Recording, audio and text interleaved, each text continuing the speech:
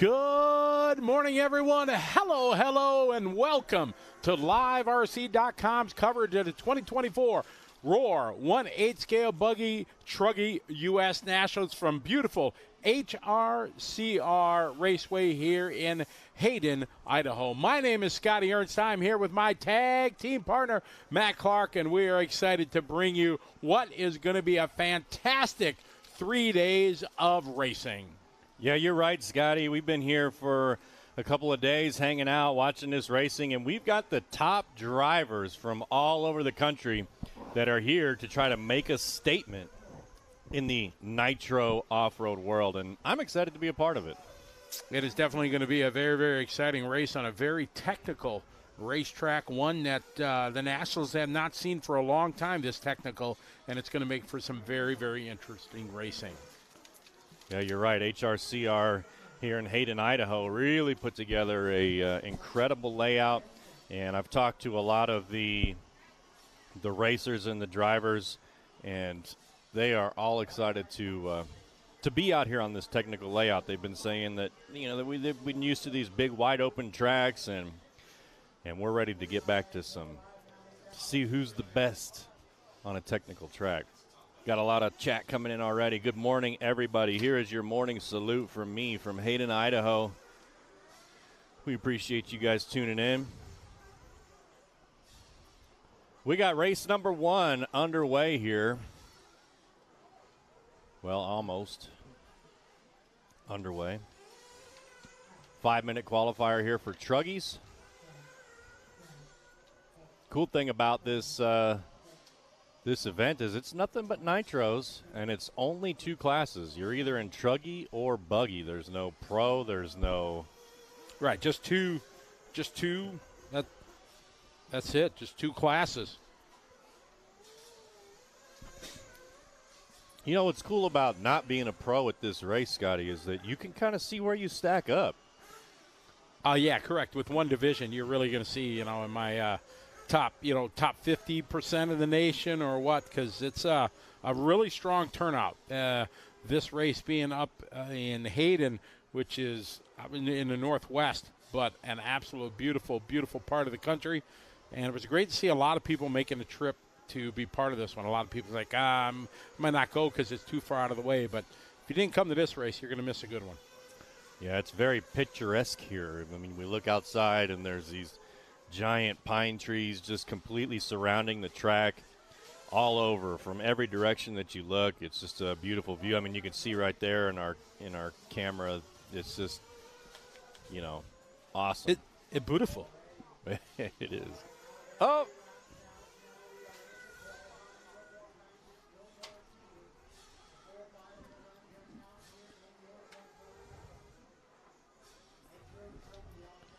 Let's see here. We got TQ Chev in the house, BJ Williams, Sean Kirkman, JW Smart, all the usual suspects for Scotty and I to chat with all weekend long. We appreciate every single one of you for tuning in. Good morning, guys. Good to have you following along. We look forward to having our regular crew of viewers online, and for sure some more. Frank, how are you? Or Fran, rather, how are you? Good to have you following along. Yeah, we got 8 heats of Truggy coming today. Right now we're on heat 1 of 8. And then after all 8 heats of Truggy, we're going to do Buggy. We're doing qualifier 1 and 2 today. Yesterday's seating went very, very well. Especially for one young man, right? And who would that be? Mason Fuller. Exactly. He had a great day yesterday. And Little Fee did well in truck. Qualified, I think it was 2nd overall. And that was really, really good. I enjoy interviewing him. Every time we talk, he's talking more and everything, and it's cool. Great kid. Yeah, he's a cool young man. Every time I get to talk to him, he's a young man with not many words, but he can sure drive an RC car. That's for sure. Absolutely is. Hey, what's up, Mario? Checking in from Spain. I'm going to be hosting the Worlds later this year. I'm really bummed that I'm not going to be able to be there and be part. I was That's going to be an amazing race for sure. I got Evan leading away right now. Evan on an 8-lap, 5:17. Truck qualifiers are 5 minutes. The buggies will go to 10 minutes. Pit lane is very unique here. The entrance to pit lane is going to be a challenge to say the least. And there's a little chicane that they got going in. They have a kind of steep ramp coming in, and they made specific rules that there's a line in the pit lane. If you jump in and jump too far, you will be given a penalty. So we'll see how that plays out.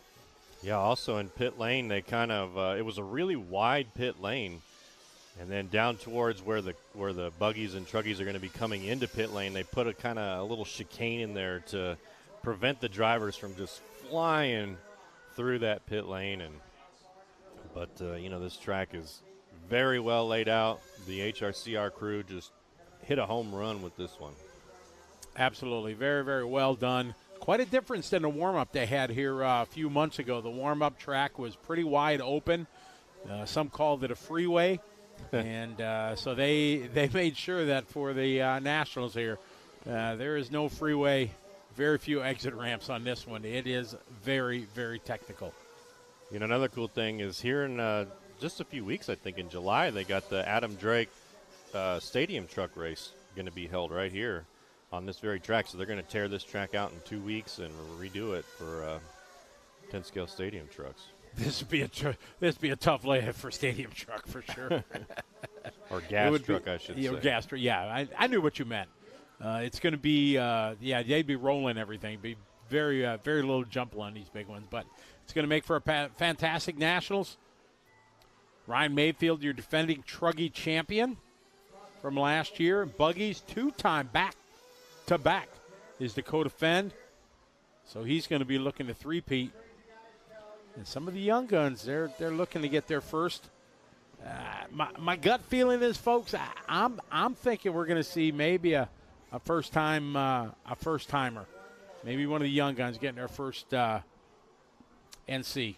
Yeah, I was just going to comment. I heard you having a private conversation yesterday, and I was about to make it public that you were saying, you were rooting for some young guns.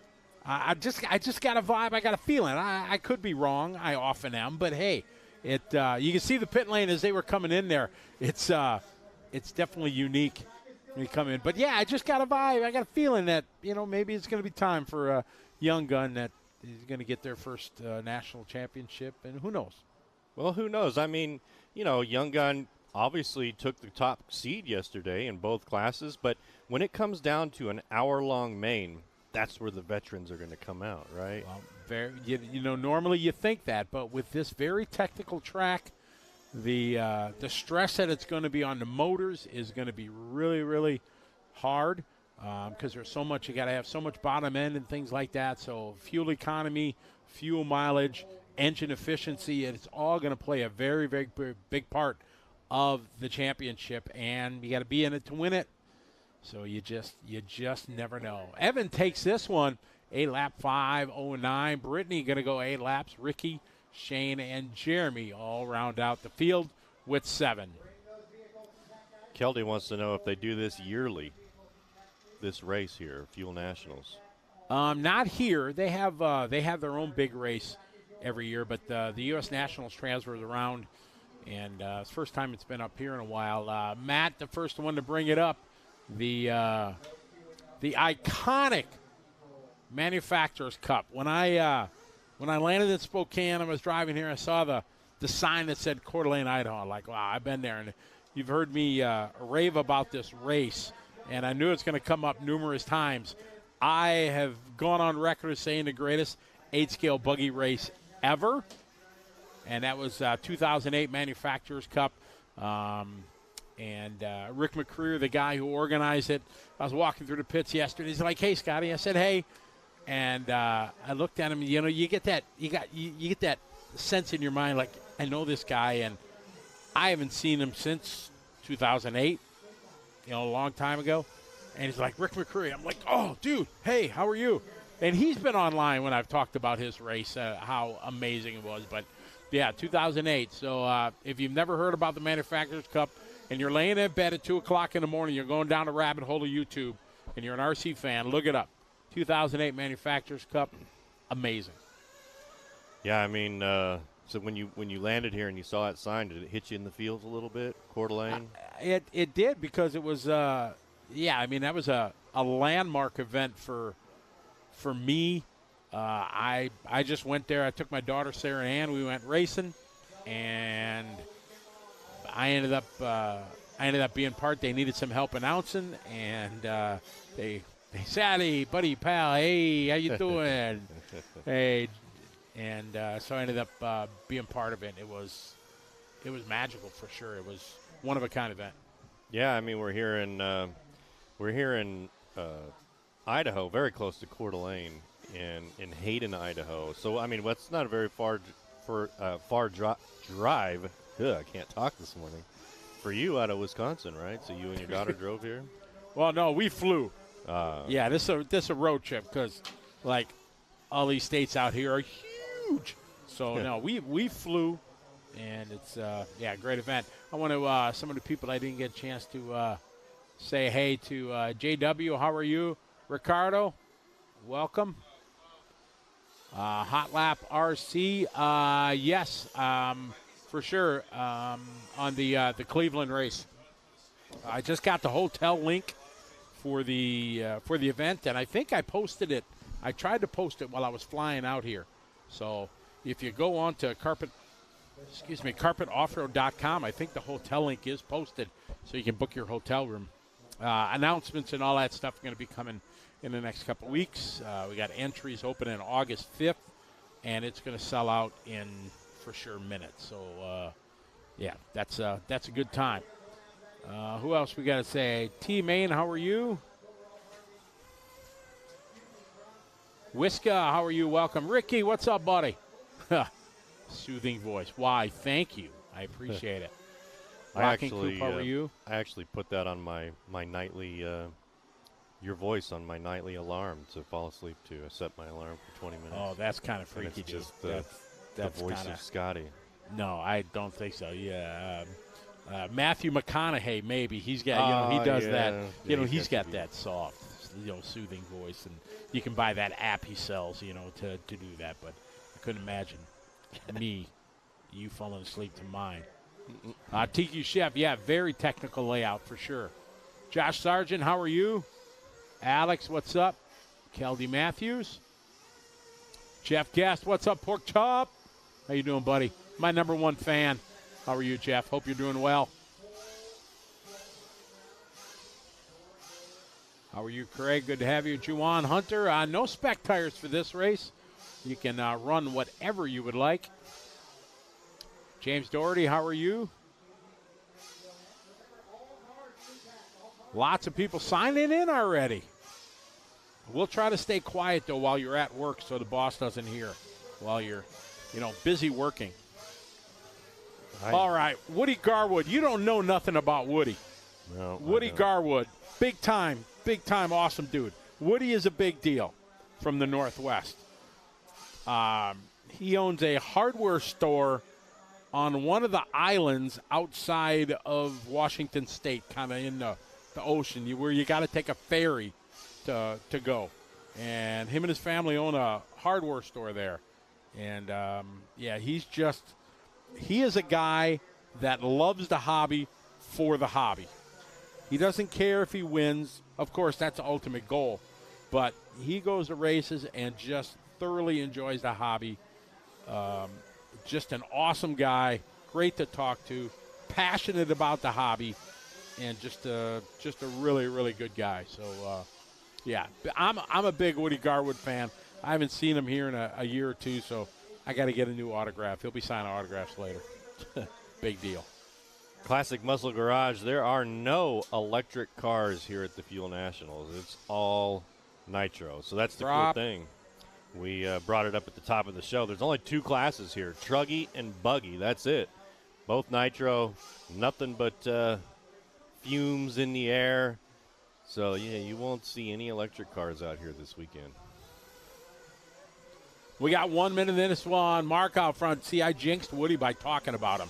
Sorry, Woody, when you watch this back. All right, hot lap of the race, 39.2. And that was right there from Mark. Yeah, pace to beat, 8.509 by Evan. That's what these drivers are looking for here. 40 seconds.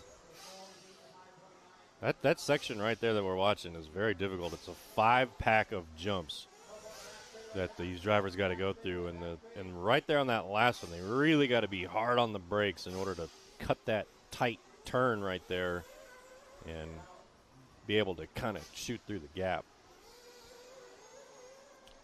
20 seconds left on the race clock in this one. Ryan out front, 8 lap, 5:03. Well off the TQ that Evan laid down. If you look at some of the sections on the track here that are off the racetrack, they seem a bit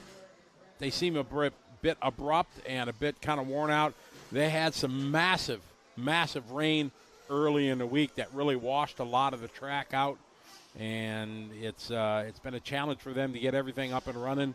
They got a late start on Wednesday. I think the first vehicle hit the track at about 3 or 4 o'clock on Wednesday because they had so much rain that they had to do. But the HRCR crew did a crack-up job, got it, and got on the track as soon as possible. And it's supposed to be sunshine for the rest of the week. It's supposed to be kind of hot tomorrow. So, but as long as it's going to be dry, you see from the background, it's just, we're out here in the mountains and the pine trees. It's beautiful.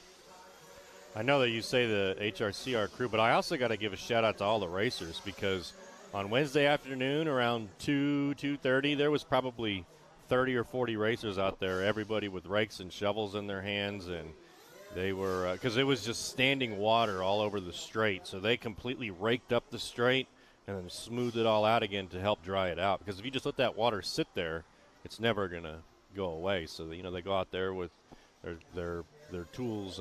But, I mean, there was just drivers and track crew because they were so anxious to get out on this track. Nuclear, how are you? I don't know when they're switching over to the rules where they're going back to the bodies. I would have to assume if they are going to implement it, it'll be next year. Hey, Woody got a 2 out of this one. Woo, good job, Woody. Fast lap on the last lap. There you go, 40.1. But it was we flew into Spokane, and what a beautiful drive.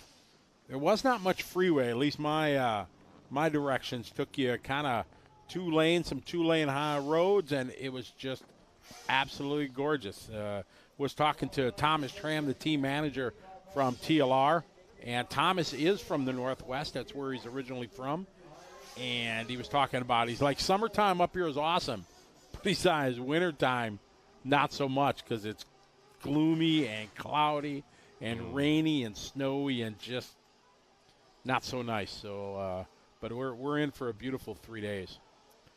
Yeah, I could imagine that it gets pretty brutal here. I was talking to the track owner, and they've got also an indoor track here. And they said that during the summertime, it's off-road outdoors, and then in the wintertime, they go indoors. And they get, 70 to 100 entries here on when they do their races. Oh, this place the whole package. I mean, they got a great hobby shop. They have an indoor, as he said, carb track indoor pits. A lot of the guys are pitting indoor for this race. Right outside, they have a beautiful outdoor asphalt on-road track that I was really digging. It's really, really nice. And, yeah, it's a great facility they got here. Yeah, speaking of on-road, I mean, the last time that I saw you was out in Ohio for the Roar On-Road Nationals, and you got to take home a giant trophy. I did. I did get a giant trophy. I was able to win the Old Dude class there. It was pretty awesome. Thank you. And it was good times. Did you get that thing in your Mary Poppins backpack? Or? I strapped it in. I drove it in my little blue truck, as my brother says, because I got a little Chevy Colorado, and I buckled it in tight with the seatbelt. And and last week I was nitro racing in Norway. Unbelievable. It was the most picturesque racetrack you've ever seen. It was awesome. So does that? I mean, does that trophy ride around with you everywhere you go? Shotgun. No, Your no, wife's no. just in the back seat. Yeah, no, no. It's no. It'll stay there, stay at home, and I get to look at it every time I go into my pit room. But it's pretty awesome. It was. But it's definitely the centerpiece on the mantle. It was. You That took was the, my. you took the family photos down. And Yeah, and put it. Yeah, here, kids. Sorry, I moved that aside, and no, not that big of a deal, but it was for sure my third Roar National title in my illustrious racing career, but it was probably the sweetest because it was the most difficult one. Yeah, 8-scale on road it's so hard to do it right and race, and the cars are so fast and they're so complex, but it's I've raced everything. I've done everything in RC except competitive rock crawling. I haven't done that yet. I've driven a rock crawler, but I'm not good at it because I just punch the throttle and I just want to get up the hill. Yeah. But of all the RC that I've done, 8-scale on-road is, without question, the most fun, the most challenging, the most stressful, just all of it. well, plus you had a lot of competition there. What was the guy's name who TQ'd? Do you remember? Well, there's Robert was the guy who TQ'd, and he's always quick. Sal DeFazio's there. I mean, all the there was like 2 Masters guys not there from the country. I mean, all the best of the old dudes were there, and it was a guy named Wallow Walker from Walker from New York. He is just a great guy, always quick. He like kicked our butts in qualifying. Yeah, he did. And he's awesome. And but in those you have to have everything just work right. You can't make any mistakes. And I knew I wasn't the fastest in that race. My whole goal and game plan, I tried some unique tire strategy that worked out, and I just said to myself, I have to drive 30 minutes without any mistakes. And it's what paid off, and when the opportunity presented itself, I was in the right place at the right time, so it was awesome. Yeah, I remember calling that race and was just like, holy crap, it's Scotty, you know. But to be fair, you had like one of the world's greatest drivers as your pit guy too. So right in your pits anyway. Correct. I was Joel Johnson has become a really good friend of mine over the last few years. We've become racing buddies, and he is I get to hang out with him, and he's a plethora of knowledge and great setup advice. And another important part of nitro racing is your mechanic and the guy who pits for you. And when I go nitro on-road racing to a lot of the races, my good friend Jason Connolly is his name, and he's an 8-scale racer himself, and he's really good. And he's been there for both my national titles for on-road, so it's pretty cool. We got a pretty good team thing going. It's great. All right, we're here in race number 3. Heat 3 of 8 of Truggy. Time to beat Evan 8:5:09. We currently got Ryan Gibson. On an 8:5:11.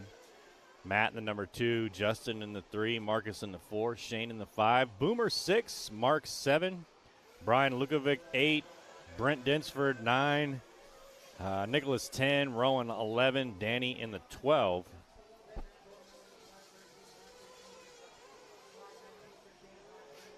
So still nobody's really, I guess Ryan Gibson 1 second off the pace here for TQ. Got a 37.3 hot lap. But Evan trying to hold on to that TQ so far with less than a minute to go here in Truggy. EKJ 24,000, what's up? Here's your morning salute from Hayden, Idaho. Yeah, Joel, Brian, Brian and his crew, they're doing an awesome job. They're very meticulous. I actually saw them out there this morning with wet rags wiping down all the dirt just to, just spice things up a little bit. Whoa!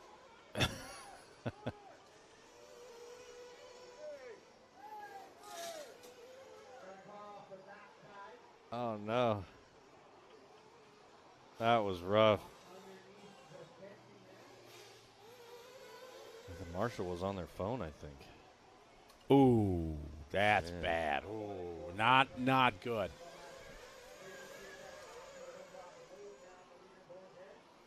That Truggy went up underneath the fence. The driver didn't, or the Marshall didn't see it. Now trying to just desperation drive here.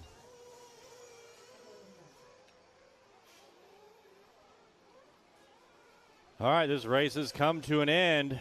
Looks like Evans' TQ pace is going to hold here.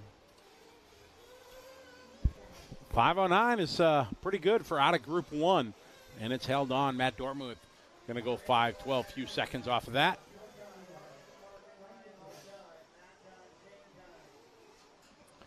Bryce, thanks for tuning in. Here's your morning salute from Hayden, Idaho. We appreciate your support.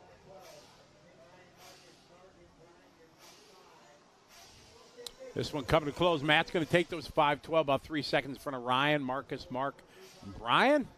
This one's coming to a close. Give some more shout-outs here. Mike Mattis, what's up, Mike? I remember those days. Oh, yeah. Working on a track out back. Steve Richter from up in the Green Bay area. How are you, Steve? Hope you're doing well. Yes, gloomy Wisconsin. Although we didn't have much of a winter last year. We had like no snow. I have our family has property way up north Wisconsin, way up there, and we have state snowmobile trails on our property, and they didn't even open the state trails last year. Wow. It was pretty lame. Dave Bradford, have I run quarter scale paved oval? I have not. I've raced 10 scale paved oval back in the day up at the Midwest Triclone and a couple other tracks around the country, but I never run quarter scale. I would love to do that someday.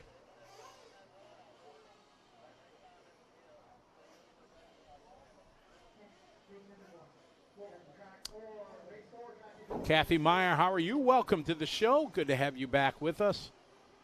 Joey Avellino, how are you? Bullet Speed, welcome. How you doing, Tim?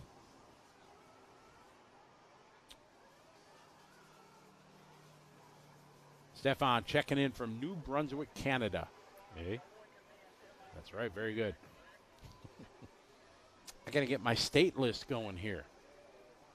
See how many states and countries are part of the U.S. Nationals here on liverc.com. Want to give a shout out to our great sponsors that make it possible.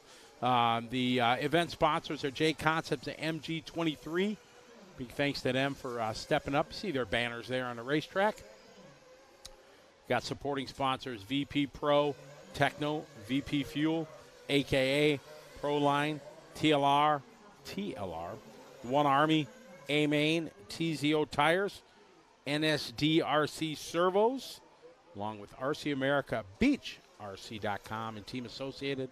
All those folks make a part to put on the Nationals, and we're honored to be here covering it for everyone on liverc.com. We want to give a big shout-out to One Up Racing, one of our big sponsors. Big thanks to them. Believing in all that we do here on liverc.com. Oh, huge shout out to Alan Van here from Wichita, Kansas. That's my hometown. Alan, here's your morning salute from Hayden, Idaho. Thank you for tuning in. We appreciate your support. Wichita. So how long did you live there?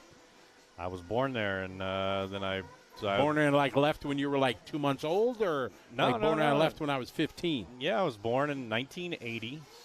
And all right, so what was the name of the racetrack? Were you in RC back then?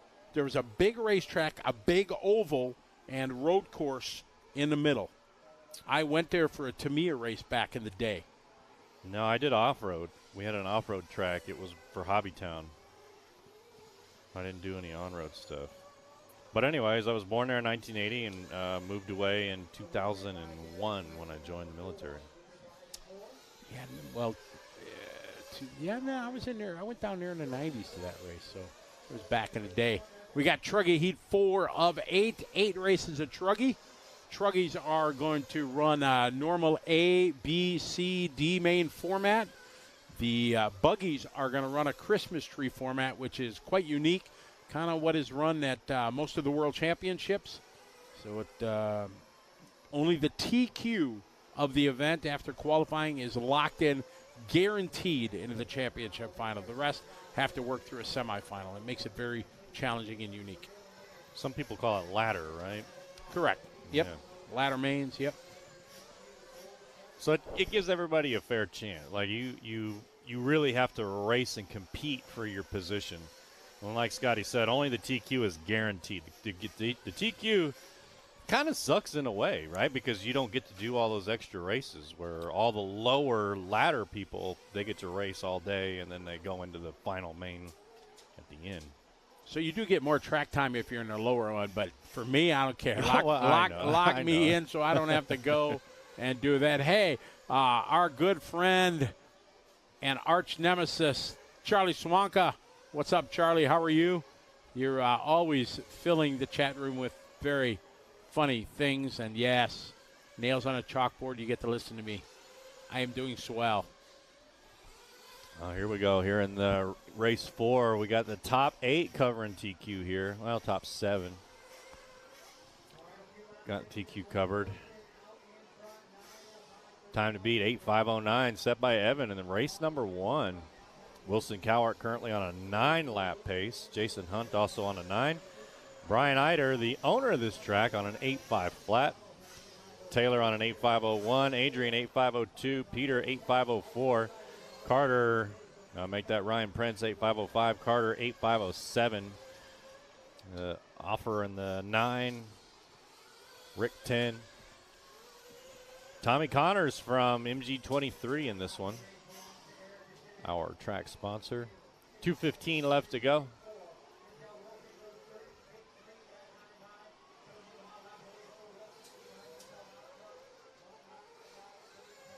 Alan Van says Ebersol was the name of the track. Ebersol, yes. There you go. The throbbing brain knows all. Ebersol, that was, I went down there for the Tamiya Championship Series, and that was awesome. You ran like 3/4 oval and then worked into the infield. It was a beautiful track. Yeah, good times.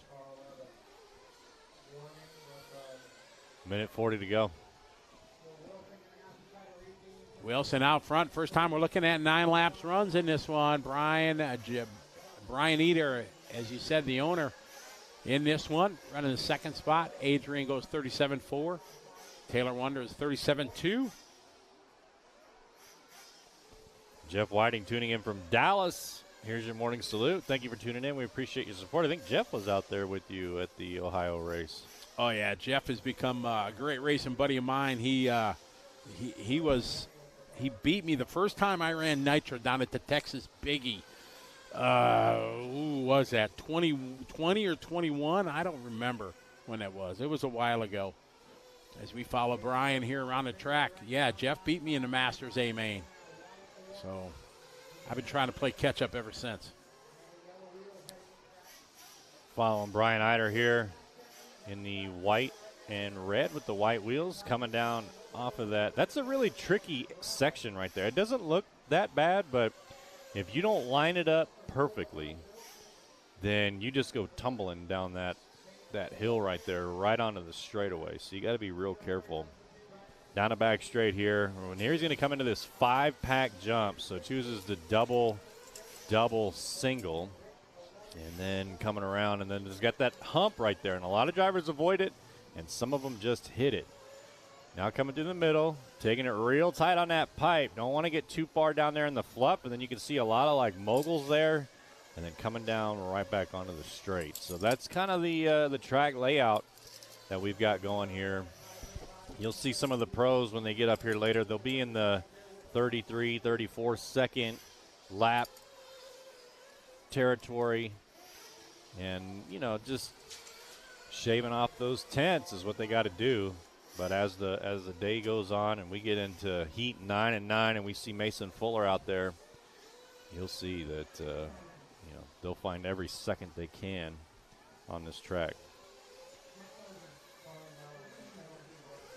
Alan Van, we got a special track walk coming for you today.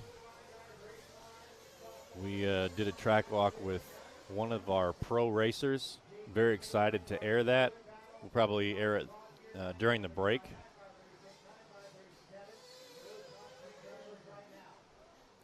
All right, this one's coming to a close. Let's see how this one finishes. We may have a new TQ here. Time to beat 8:5:09 set by Evan. Got one more driver out there still. Taylor Wonders. And Taylor's going to take it 9:5:36 flat. So that will be the time to beat here. Pretty tight up. Pretty tight up front. Just about 2 seconds between the top three. Tyler, Jason, and Brian. Hey, Nancy Fenn's in the house. I am doing well. Nancy, how are you? Good to have you following along. She said, I hope you're wrong. Well, what about? I don't know. Maybe about Young Guns winning it, because I'm wondering, what a feat it would be if Dakota can do a three-peat. You know what I mean? We're talking about that. He's the back-to-back defending Buggy champion, and that would be a hell of an accomplishment. BJ, our liverc.com statistician, BJ's online. He'll know. Has anybody done a three-peat, BJ, in Nitro Buggy?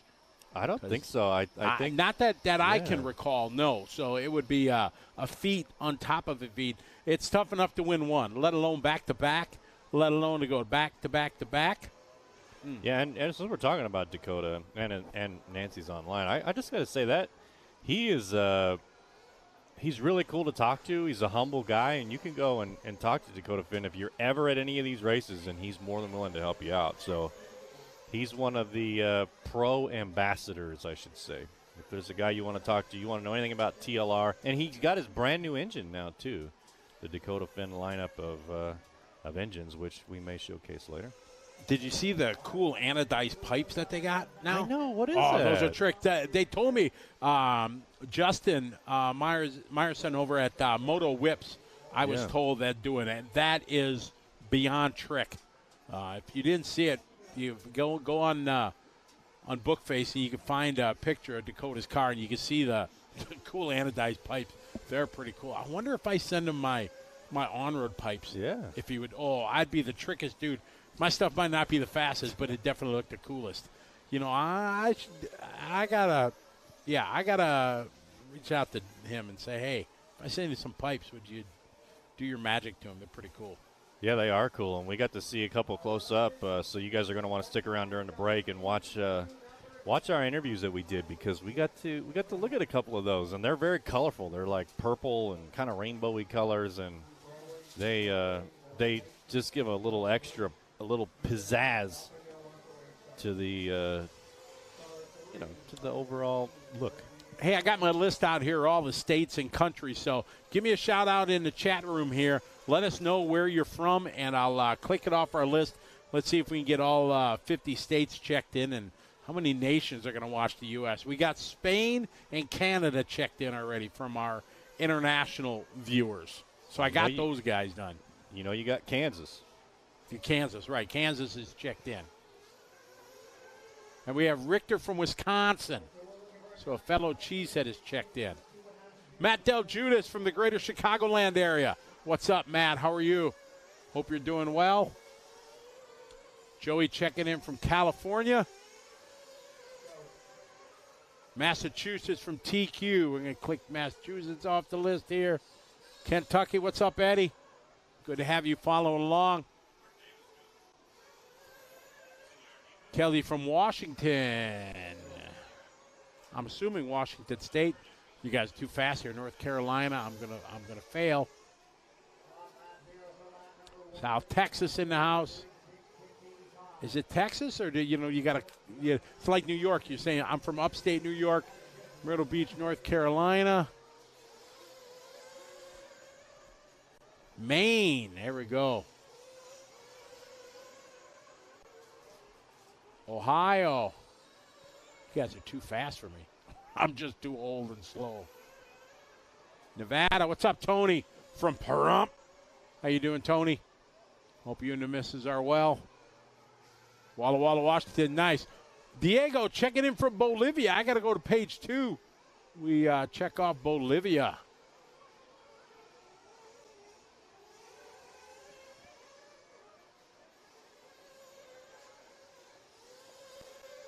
Awesome. Indiana checking in. I'll get caught up with everybody.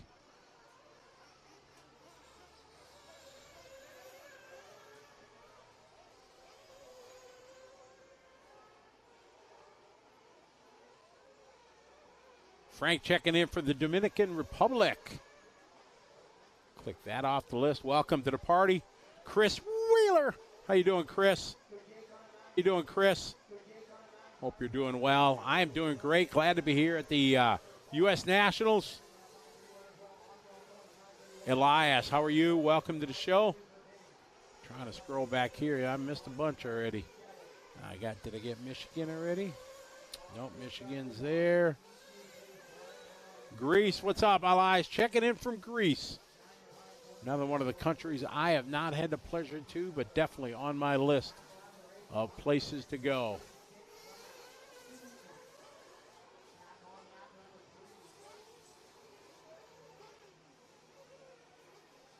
Pennsylvania, I see. Click off Pennsylvania. Hey, we're doing great already.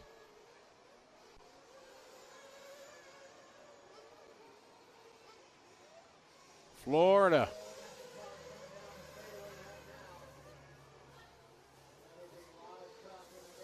Singapore, Calvin Tan, what's up? Calvin, I'm looking forward to going back to Singapore. I'll be back there in September. I got a bunch of gigs down in Singapore, Malaysia, Indonesia coming later this year. I'm really excited to get back down to that part of the world. It is amazing. So welcome to the show, Calvin. Good to have you following along. Hope things are well there. No doubt hot, right?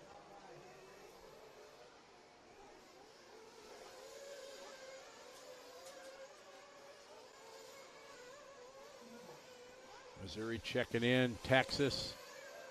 South Africa. Basil. What's up, Basil? How are you? Checking in from South Africa. Good to have you back with us as always. Always following along. Elias, great to have you. Glad you can enjoy it from all the way over in Greece.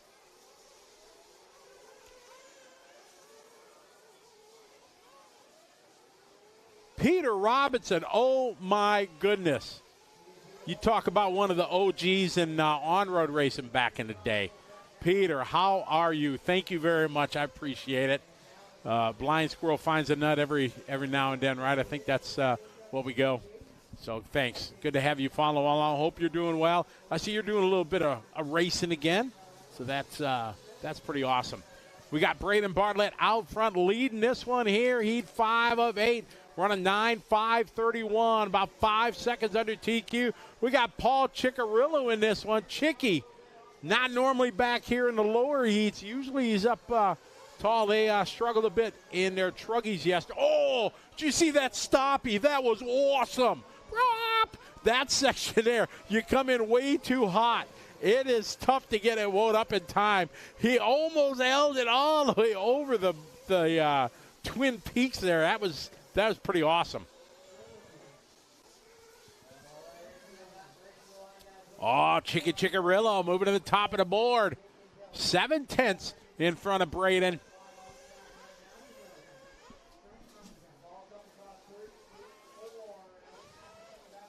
.38.3 last lap for Brendan. Brendan takes it. Chicky comes across 38.4. See what Brendan's got as he comes across the line. This tough second. Very hard here on this step down across the line. Not good to it. Jake coming out of nowhere with a 35.8 last lap from third. Going to go to the top of the board and sets new quick time. Good run there for Jake. 9 laps, 5:32.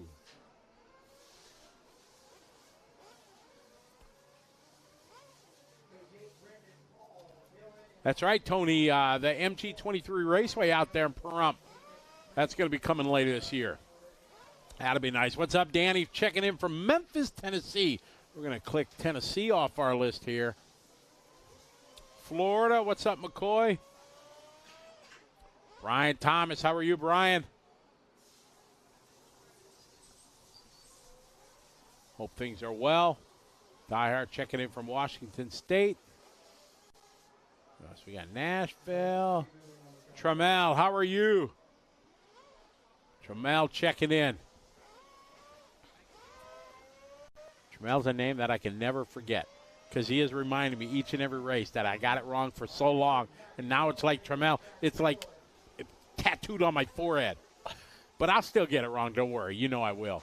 But it's all love. It's all love. That's the way it is. Yes, Singapore is always human, Calvin. Yes, it is. But I love it there. Matt Kasurik checking in from the Virgin Islands. Yeah, right. I don't think so. Nice try from Racine, Wisconsin.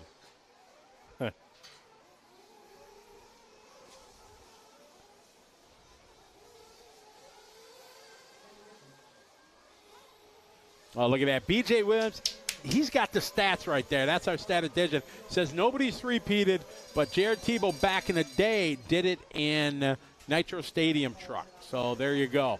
So it'd be the first, Nancy. You just never know. Dakota might be the first.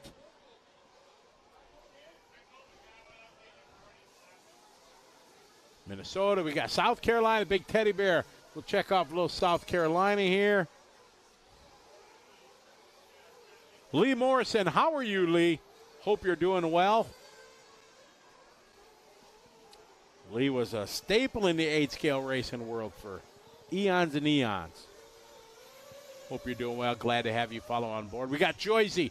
Rich is from Jersey. You from Jersey? I'm from Jersey. Andy Krivitz, how are you? Andy, was it just your birthday or something I saw pop up on Facebook? If it was, happy birthday recently, Andy. And good job at the Horizon Fest. Getting a big dummy. You're getting some of that money, too, they're giving away. Good deal, Andy. Well done. Congratulations. All right, they get a 2-minute warm-up, and then it's down to business and a live loop kind of racing. You see that jump into the pit lane. It is tough. That pit lane is going to be very, very interesting. Chase Lemieux, the first to cross the line. We're following him around here. Chase Lemieux, son of Motive Gravity RC owner Paul Lemieux. Paul here down in the pit lane. This is Chase's, I think, first big U.S. Nationals for 8-scale. I do not think he went last year. In fact, I know he didn't. And he's right. Sorry. Go ahead. He was definitely at the 10th-scale Nationals a couple of months ago. Correct. He's been focusing on 10-scale, but now this year definitely getting more and more into 8-scale. He runs quick. He's runs at the top with all the pros in the 10-scale buggy world.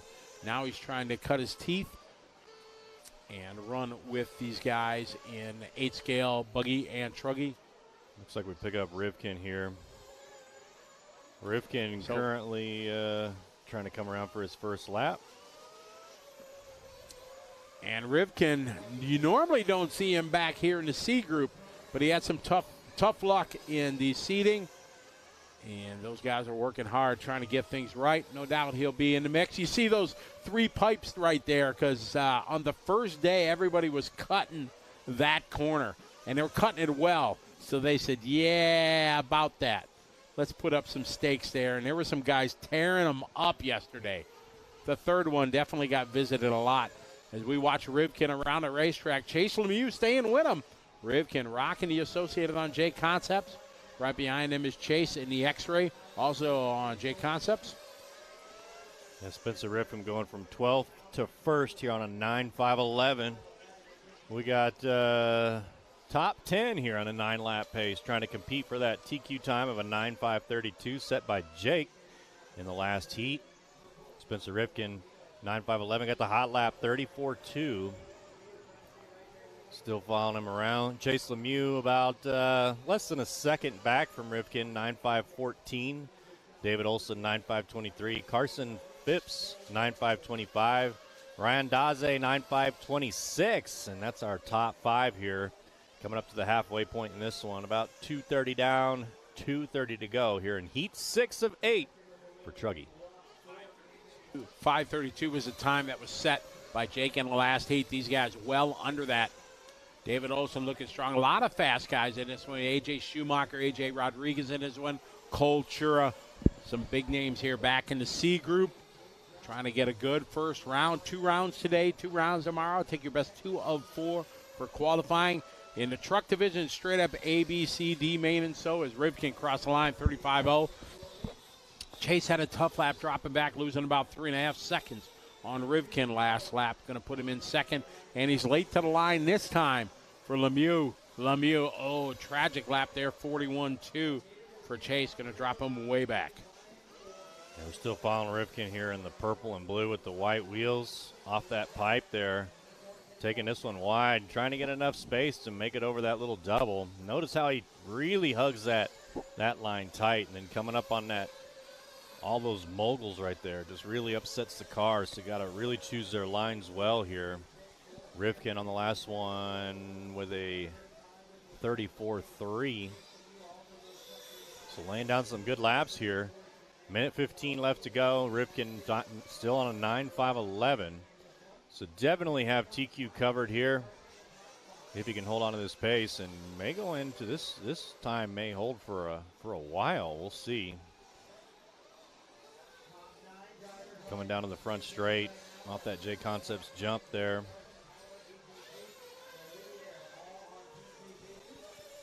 Less than a minute. Rivkin last lap, 34.2, looking to maintain that 5.11 pace. Wide line there, go through this double, shorts it a little bit, double, single. See it roll out, right in front of him, a little traffic, makes it through.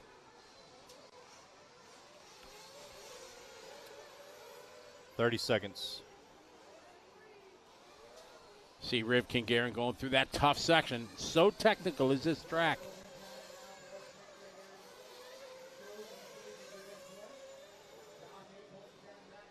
Rivkin in that purple, white, and blue, rocking the white wheels. We won't talk about that. Wide setup there, nice double here. Too far to even think about going to triple. And then chicane, got 2 speed bumps. See the guy's trying to go on the outside of that second one. Rivkin having a good run here, maintaining that 5.11. Sends it there, onto the front straight, across the line this time by, completing the lap.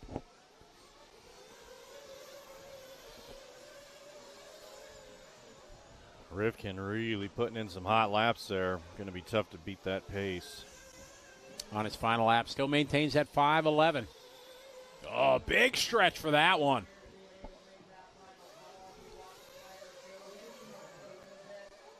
"34-second laps, that's where he needs to be. There's a few into the 33s in Buggies and Truggy yesterday, but Rivkin, a couple little touches there.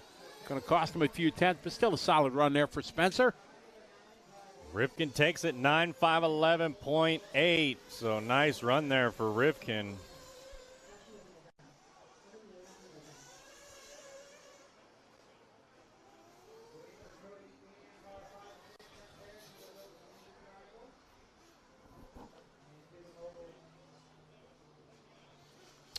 More shout-outs here.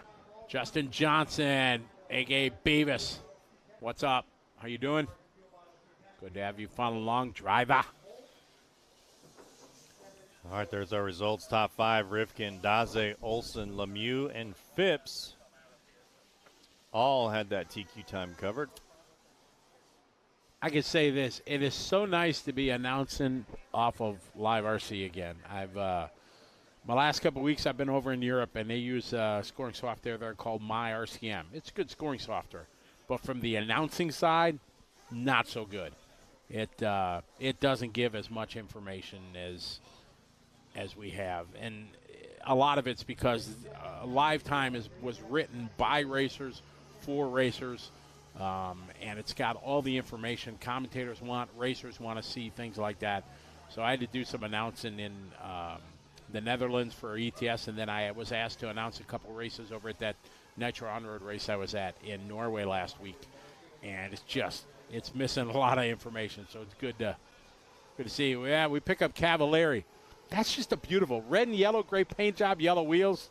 That's all I got to say. You know he's going to be slow because he's got those yellow wheels versus wow, Rivkin really, with the white wheels. Really. Just think how much faster my Nitro On-Road car would be if I would paint my white wheels yellow. Oh, there's Cole Tollard. Now, Cole struggled here yesterday. If you see him in the back, I know his paint job there. He had to start in the bottom heats, and it was it was difficult to get some good runs, but he got out of them, got into B's in both groups. So he had some good seeding runs yesterday. Gavin Vucina, checking in from LCRC. What's up? Good to have you doing well. Following along, life is good here in Hayden, Idaho. What a beautiful, very technical racetrack here at HRCR. 2024 U.S. Nationals.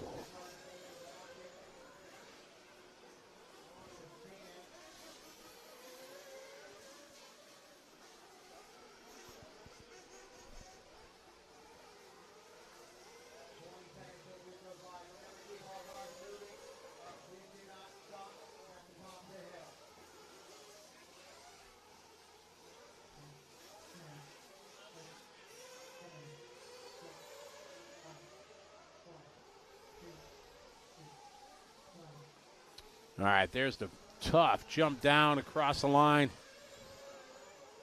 We're off and rolling in this one. We're following Seth Van Dalen around here in the Techno, down the backside of the track. Time to beat Rivkin, 9.5.11. Let's see if Seth has anything to say about that. I know Rivkin was in the 34-second lap area, so let's see what this first lap looks like for Van Dalen. Lutoch, there was another Ernst racing at our ETS. He's my brother from another mother, Marcus Ernst from Germany. And, yeah, he's same family name and no relation, but we've become good friends through the years. He races a lot of our ETS events. Great guy. All right, so Joey Bourdon comes out on a 9.5.10, Setzer 9.5.10, Van Dalen 9.5.13, Cade Burnett 9.5.13, Caden Fuller 5.15, Cole Tollard 5.19, Cavalieri 5.19, Kozakura 5.21, Fishback 5.21. So some fast names in this one. Rivkin did that in 5.11, which is a very good run. And you can see these guys 5.09, so really close to that time at Rivkin. And this track, as technical and challenging as it is going to be very, very difficult for anybody to do a flawless run without losing a 10th here, losing a 10th there, kissing a pipe.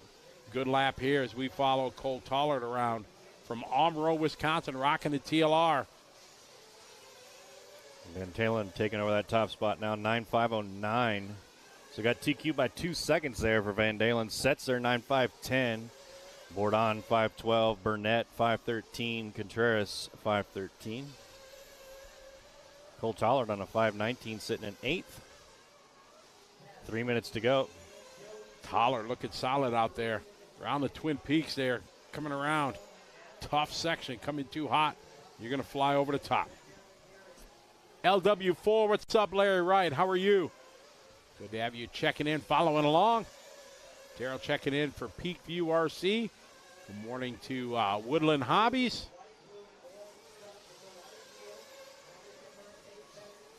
Seth out front, lean away. Lee Setzer, Joey Frankie, your top four. Those guys a tick off a TQ. Seth is on a TQ right now by 1.2 seconds.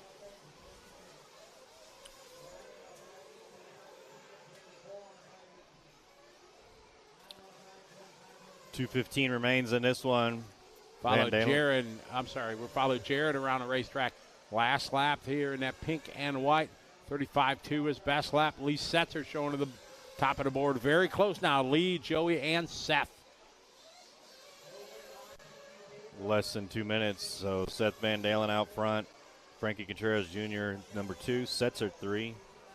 Bourdon 4. Caden Fuller 5. Ethan 6. Cavalieri 7. Cole Tollard 8. Fishback 9. Cade Burnett 10. Adam Drake 11. Jeremy Litke 12. And Kozakura in the 13. Jermaine Robinson a no-show. 1 minute, 30 seconds. Seth 35.0 back to the top of the board. 0.04, 0.02 back as Joey. We have 0.4 of a second between the top three guys, top four right now. Lee, Seth, Joey, Frankie. They have fallen off of TQ time. So Rivkin time is going to hold here till the A sort. And that is good news for Spencer Rivkin. As I said, he struggled a bit yesterday in qualifying, or in seeding rounds rather. But he got things right so far here in his first heat of truck, throwing down a good time. That's looking like going to get him a top 15 at the minimum, but a very good chance of getting the top 10 out of the C group, which would be a heck of an accomplishment. Scotty, do you know if they're going to do a resort going into qualifier 2? As far as I understand, no. Where you seated is where you're going to be. Following Lee Setzer, one of my favorite paint jobs, kind of teal and yellow. Let's see, Seth Van Dalen got the hot lap here, 34 flat. Setzer with a 34.3, so very fast drivers up here in the top 5. Well, all of them. Down to the final couple laps in this one, a half a second apart last time by. Joey Bourdon now bringing the heat, throwing down his hot lap right there. 34.4, moves into the top of the board, 0.6 in front of Setzer. Frankie Contreras right there. Seth fall into the 4th spot. Seth with a 34.5 last time by.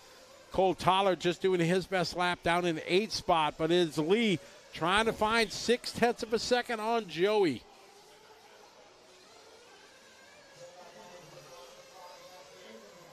See what he's got this time by. Here comes Setzer looking strong here in the Associated. Setzer 34.4. He gets it by 0.3. Now it's up to Frankie. Frankie was only a half a second back. Young Frankie, I'm a big Frankie fan from way back in the day at the DNC when he dominated intermediate. Now he's running up with the big dogs. Frankie, if he can bring home a good lap here, he might take the B group heat as he comes across the line. No, not going to do it. Setzer going to take this one. 9.5.13, not quick enough. So Rivkin going to maintain the TQ going into the A sort. Yeah, it's going to be tough to beat Rivkin. 9.5.11 is going to be the TQ time to beat here as we come in. We're going to have the A sort, as Scotty said, coming up next. Setzer, Joey Bourdon, Frankie Contreras Jr., Seth Van Dalen, and Ryan Cavalieri are top 5 from heat 7 of 8 in Truggy. Oh, my goodness. I am officially old. Larry Wright the fourth from back home at Trackside just passed his driving test. Little Larry started that Trackside. He won a Tamiya like fighter buggy from us when he was 1 year old. We got a baby picture of him winning the Tamiya car at a Tamiya championship race. And, jeez, I'm old. Well, congratulations, Larry. Make sure you put a text out and put it in the Facebook chat at Trackside whenever you're driving on the road so we know to stay off the road. All right, here we go. The A sort, if you will, is out on the track. Mason Fuller, Feed, Dakota Fenn, Mayfield, Camden Lime, Tater Sontag, B. Rose, Wiggins, Lutz, Ogden, Bornhorst, Aiden Horn, Jonah Wilson, and Spencer Heckert. 14 drivers here in Heat 8 of 8 of Truggy. They're going to get their 2 minutes of warm-up. They got about 1:15 left to go in their warm-up, and then the race director will get this one underway. Looks like Mayfield here we're following around for his practice run or warm-up run. Mayfield in the white and pink.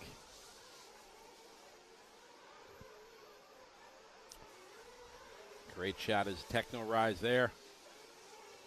Oh, see him jumping into the pit lane. Yeah, getting fuel. Hits tough over there. Here's Mason. All right, this is Fee, right? Yeah, I got the Fee in there, the orange and green. Yellow wheels. 30 seconds. Rocking the Kyoshos.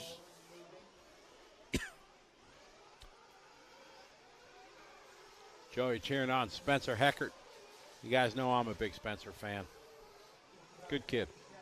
Scotty, do you think you could drive one of these Truggies with a stick radio? Nope, ain't happening. Tried it, been there, done that. I cannot drive with a stick radio.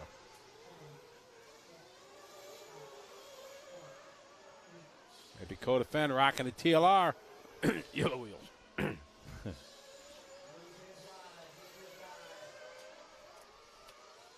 Bornhorst is back in this one. So Joe Bornhorst just had his baby, a little girl. Well, he didn't have his baby. His wife had the baby. You know, he was standing side by, on the side. So fair enough.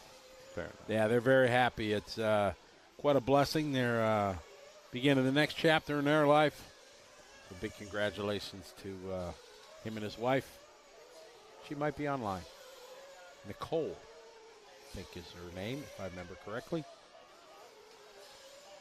Dakota Finn down the backside of the track. Here he comes to this 5-pack double, Big whip. single. Nice. Okay.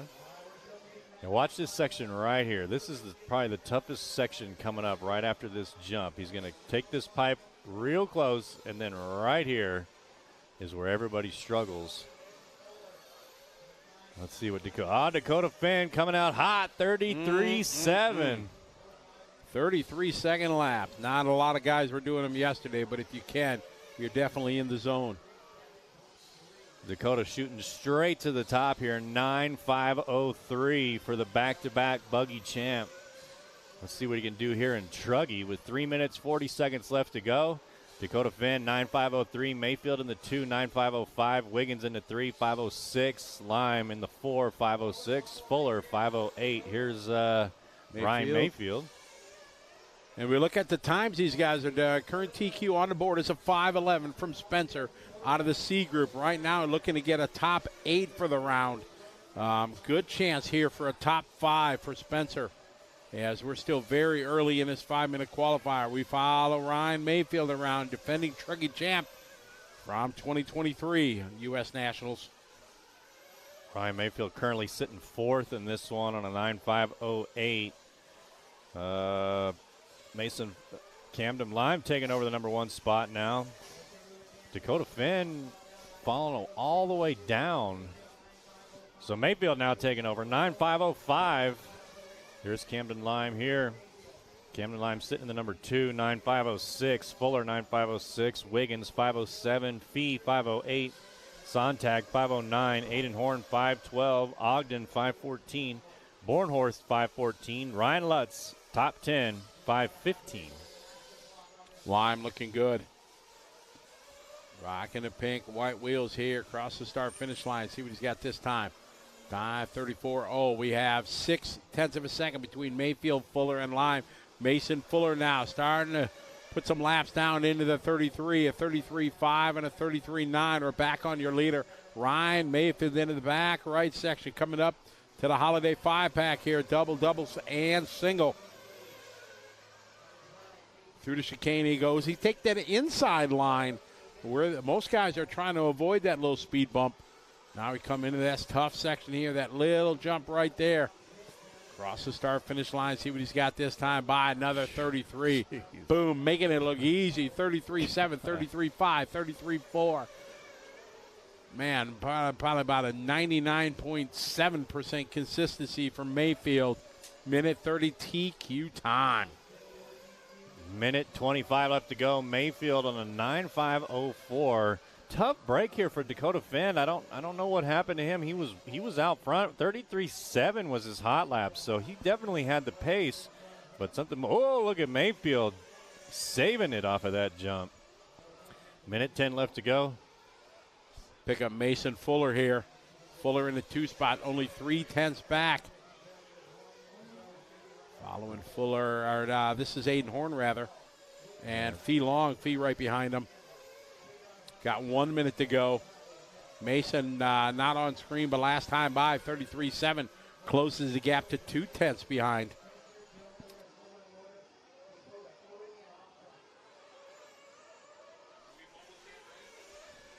$35 seconds left to go on this one. Mayfield still out front. 5:04. Got a half a second lead up on Fuller. Fuller with a 5:05. He's got about a second. About a second on Lime. Lime on a 5:06. Sontag on a 5:06. Fee on a 5:06. Top 5 separated by 1.5 seconds. Mayfield, Fuller, Lime, Sontag, Fee. This one winding down with 10 seconds left to go. Mayfield still out front here. Let's see what he clicks up on this lap. 9.504.8, 9.504.4, 33.4 is his hot lap. So it looks like Mayfield Got to finish this last one up. Got to finish it clean. Got about a second up on Mason Fuller. And Ryan Mayfield could walk away as the top qualifier here in round number 1 for Truggy. Mayfield about halfway through the track. Here's Mayfield right here. Mayfield now coming through the middle. This is the tough section that we've been talking about all morning. Got to keep it smooth through here. Coming down to the start-finish line. Mayfield taking it 5:04.3. Ryan Mayfield, the top qualifier here in Truggy. Mason Fuller in the 2, Fee 3, Tater Sontag 4, Wiggins 5, Lime 6, Aidenhorn 7, Ogden 8, Lutz 9, B Rose 10, Heckert in the 11, Bornhorst 12, Jonah Wilson 13, and Dakota Fend in the 14.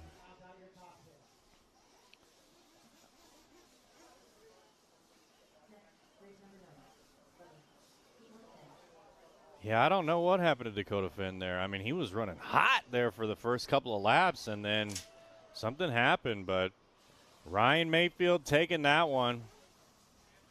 Ryan Mayfield with the hot lap, and then finished about a second up on Mason Fuller there. So Ryan Mayfield going to be the driver to beat the Techno Truggy going into round number 2.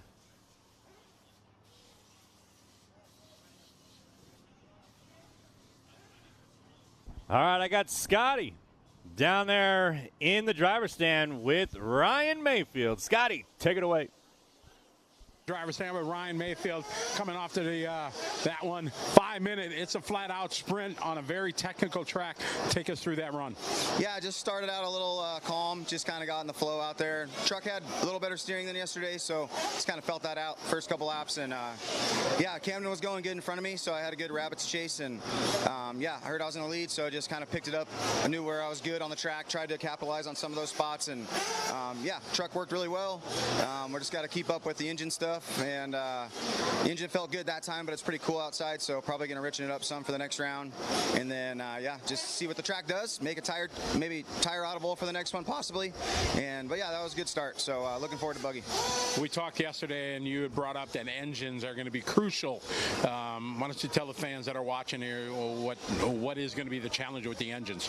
Yeah, especially in Truggy, the jumps are so demanding. The track's pretty demanding. You need really good bottom end feel to get around this track, and then it gets hot and it's high bite, and there's still wheel spin out there, so it's pretty tricky to keep the engine running, you know, at optimum temperature the whole race. So it's kind of a balancing act of like starting it off with a little bit rich, and then hopefully by the 3-4 minute mark is when the engine, you know, starts making the most power, but stays that way the rest of the run. Because if you get them heat saturated too early, that motors can't recover, they don't make power. So yeah, that's been the balancing act all day. So like I said, right now it's cool out. There's not a lot of bogging going on out there with these engines, but later in the day, with like when we run mains, it's going to be really crucial to get that right. The pit lane here, very, very challenging, where you have to jump into it. We saw a lot of crashes. How difficult is that?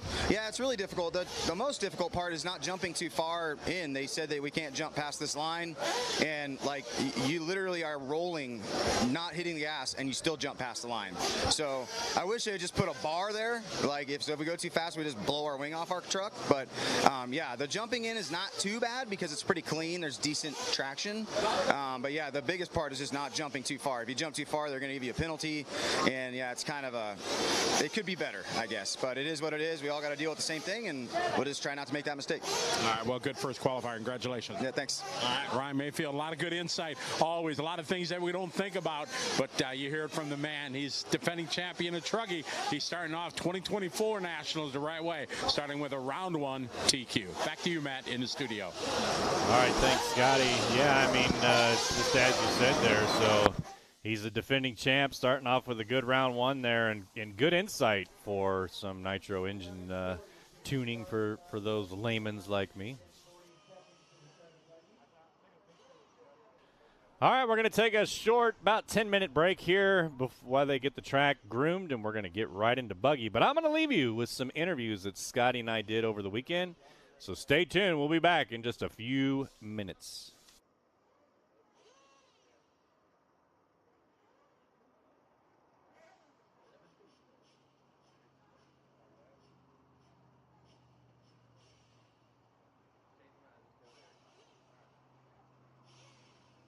Out of here, the 2024 Roar Off. And it's been a while since we talked to this guy. A lot of changes in the world of racing here for Cole Ogden. First, the hair is gone. You know, we all miss that. Everybody talks about it. But, yeah, a lot of big changes in your racing life. Take us through them. Yeah, I mean, it's been kind of a different path, I guess you could say. But, no, I mean, I've just, you know, I guess you just get burnt and you get over it. You're over it for so long, and finally I'm just like, that's it for me. So I just went along my merry way, and Papa Drake always bails me out. He's always a good dude. They've always been good to me, Chris, Tim, Adam. So it was nice, you know, just ask those guys if they could help me out. So they said no problem. And I just said, I just want to race, finish the year, and see what we can do. All right, so running a Mugen, obviously it's always a challenge for you guys at the top level to learn a new platform and a new car and things like that.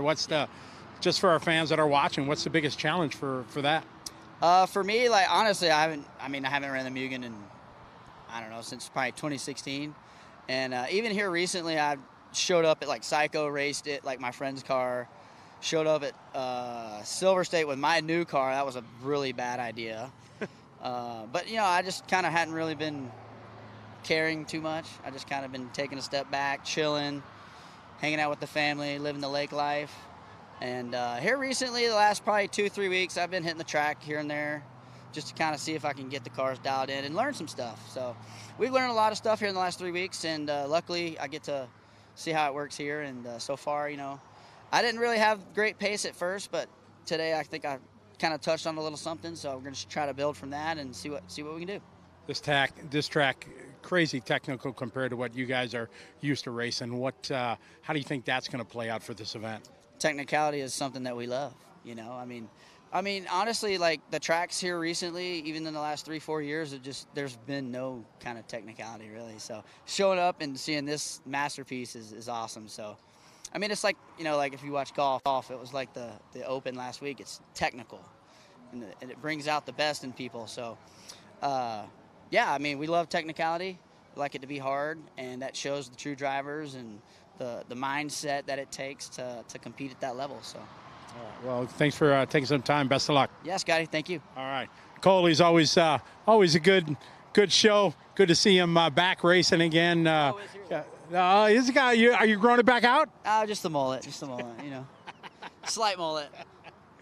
Cole Ogden, he's always good for something. Let's see how his weekend goes here at the Roar Nats. All right, I'm here with Dakota Finn. I mean, 2 years back-to-back Buggy champion here at the Fuel Nationals. I mean, how do you keep that momentum coming into this event? Yeah, it's definitely tough. You know, you win a few races, and then obviously everyone else, you know, that's their goal too. So they're working hard, catching up, and you're always having to, you know, work too to try to stay out front. You know, we were here for the Nats Warm. We got some good testing in. The layout and kind of just the surface in general is a lot different, but we still have a pretty good base, and we've been working in the right direction as a team. So we're getting there. You know, we're in the ballpark with both the cars now, and we'll just keep on going. So how is the weather playing a factor into this weekend? I mean, I know just 2 days ago it was pouring rain and the track was nothing but mud, and here we are today. It's sun shining and warm. How does that go into your setup? Yeah, it's definitely something to keep in mind. We're adjusting kind of tires and like you said, shock oil and diff oil and stuff for the changing track conditions. You know, we kind of came with a certain expectation and had to adjust for the colder weather and just for the rain as well. And now we're kind of just trying to find that balance, and I'm sure we're going to be kind of going back more closer to what we came with once the track continues to groove in. This track is very like draining, I feel like, on the cars and the engines and stuff. There's a lot of low speed, a lot of like blipping the throttle and stuff. So just depending on the temp, just making sure you have a nice and safe tune as well.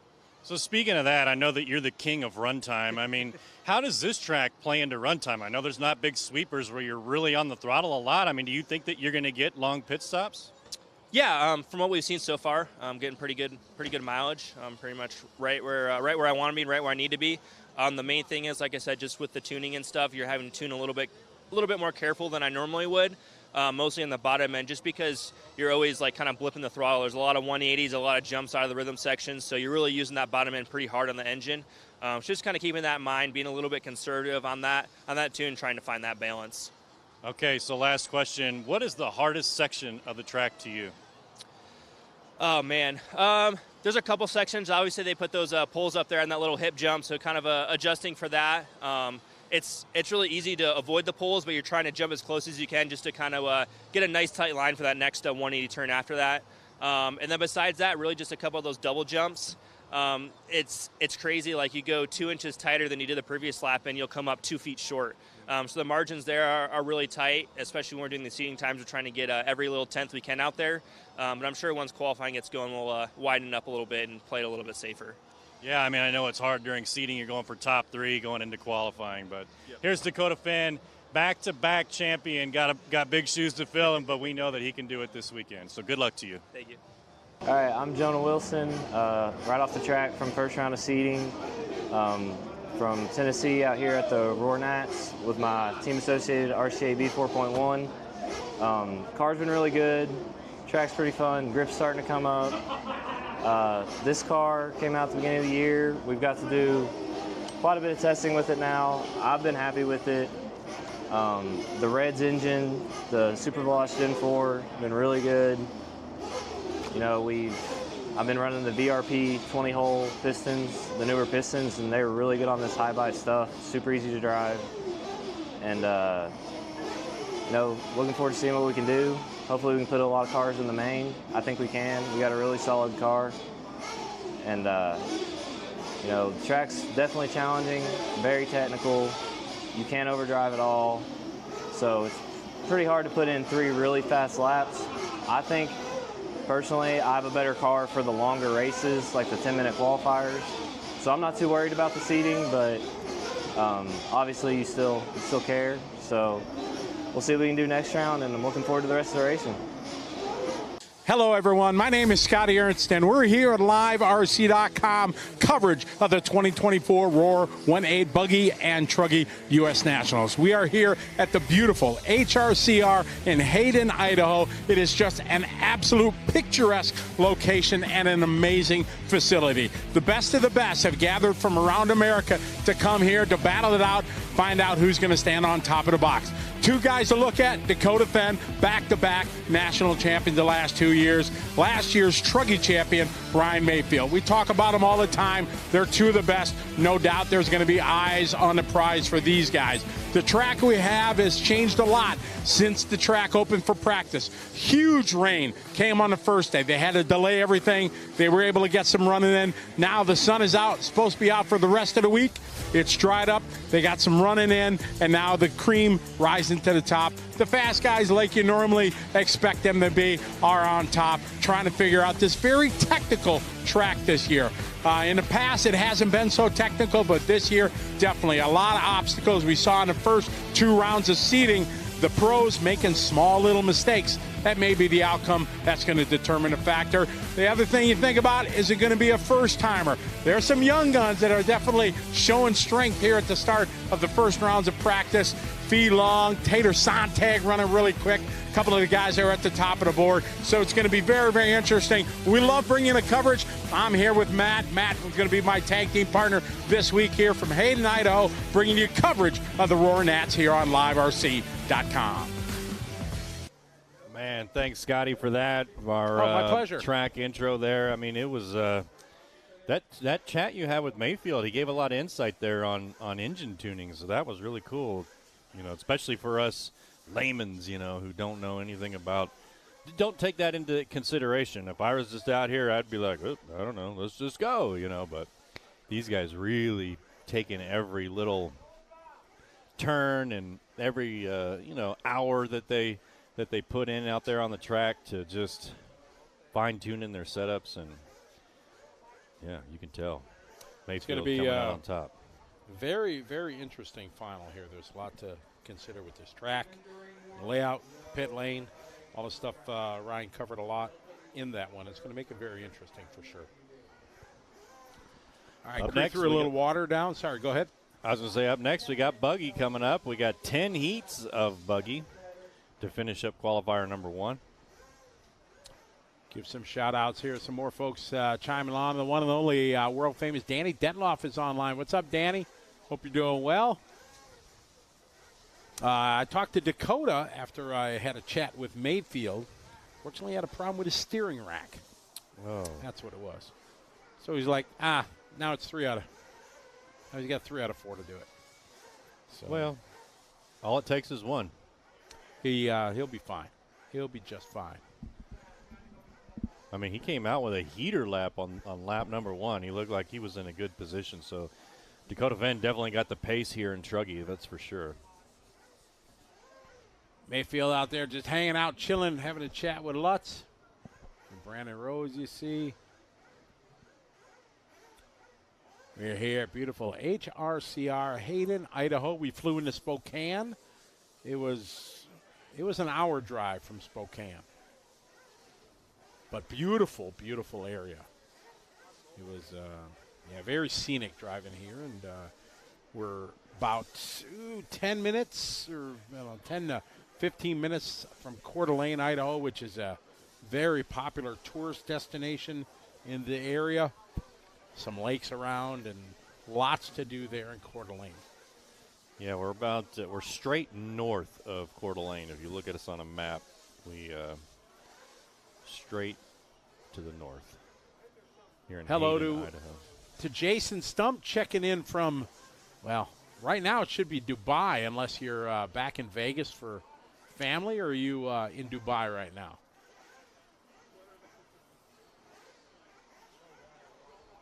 Tommy Talbot checking in Louisiana. I got to check Louisiana off the list. Got Louisiana checked in. Thanks, Joel. I appreciate it. Miss any other state check-ins here? I'm scrolling through while we were out doing interviews. Hawaii. Leonard checking in. Leonard, he was the big winner. He won the DNC raffle, if I remember correctly, Leonard. So good to have you follow along. Click Hawaii. I saw Kono checking in earlier. Was it DNC or Silver State? Silver State. I'm sorry. I'm wrong. You are correct, sir. You are correct, sir. So, yeah, from Silver State, he was the big winner. Yeah, I was actually supposed to win, but then I was like, you know what, Joey, go ahead and let Leonard take this one. That was really nice of you. Ben Maxon checking in from Indiana.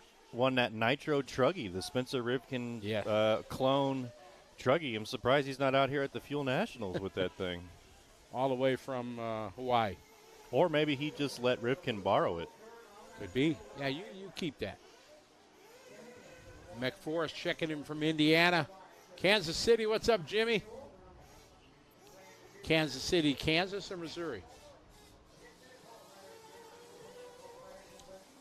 Danny Cleese checking in from Belgium. Danny Class. Sorry, Danny, I've said it wrong. Our whole friendship over like 2 decades. So checking in from Belgium. How you doing? I'm going to click Belgium off the list.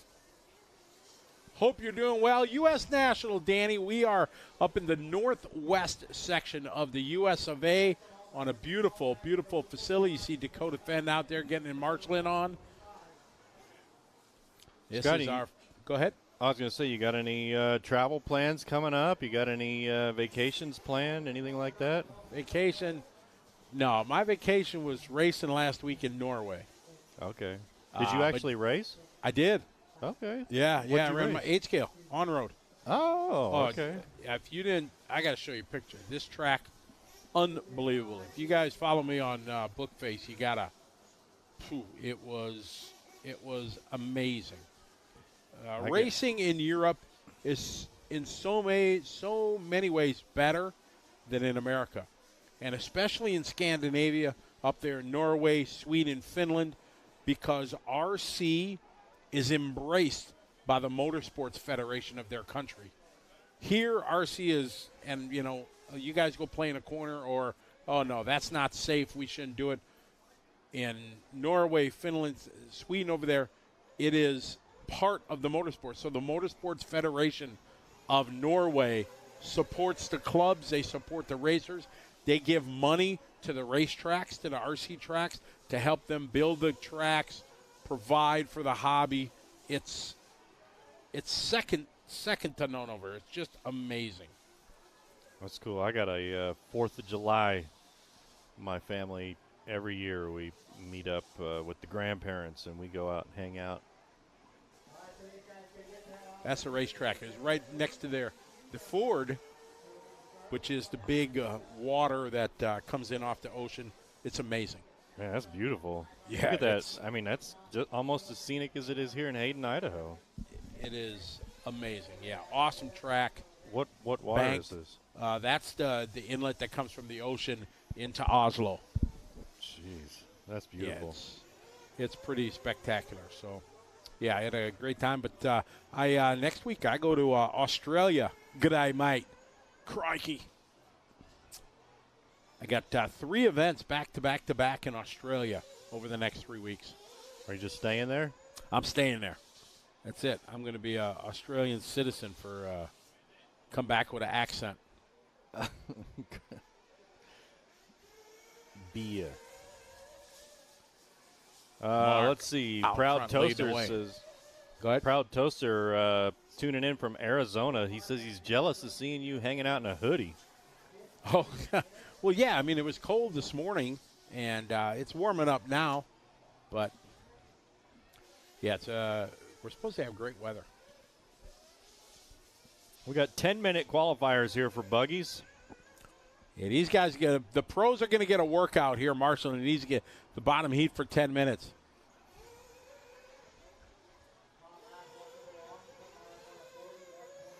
Mark Atkins leading away. Mark on a 15-lap, 10:28. Glenn, Jeremy, Brent, Paul, Vincent, Patrick, Owen, Mario, and Liam Smith not making a call in this one. Larry Tom, the one and only. What is up, Mr. Hobby Action? How are you, Larry? Hope things are doing well down by you. See, running some dirt oval and stuff down there. That's fantastic.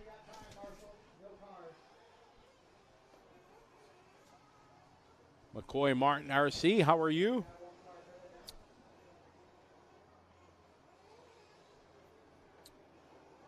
Got our first heat here of 8 scale. Cross the line, that's Mario. Mario that time by 52.3. Red and yellow, great color scheme.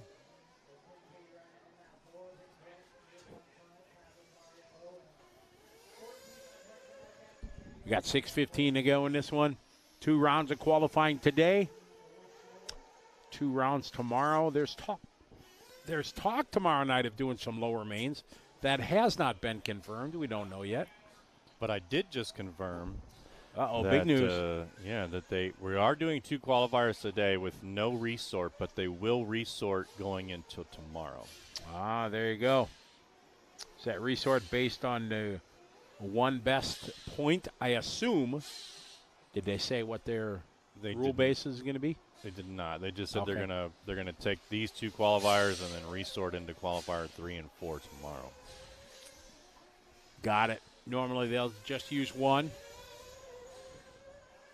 Yeah, I'm sure it's probably going to be the best run of the 2, but I don't know. But something to look forward to in the morning. Got Mark out front leading away, 46.1. Jeremy, 43.7. Fast lap of the race was 41.7 a couple laps ago from Jeremy. Oh, that's going to leave a mark. There's Ronnie Rivkin out there getting his marshalling on. How about his hair? Did you catch it? Hair looks really good today. Yes, it does. He asked me about it this morning. Kalle checking in from Finland. How are you, Kalle? Good to have you following along. We were just talking about how awesome racing is up there in Scandinavia and Finland, Norway, and Sweden. Awesome. So what? You said you got back to back to back. What format? What are you racing up there? On road, off road? First up, we got a race called the Ride Cup. It's going to be with the Sydney RC Car Club, and it's a 2-day 10-scale off-road, and it's going to be really cool because they use a unique format, and it's not the normal qualifying, so that's going to be really cool. They got a really nice track, great club down there. I'm going to do that first. I'm really stoked to do that. Dirt, carpet? Dirt, outdoor dirt. Okay. And it's winter time there.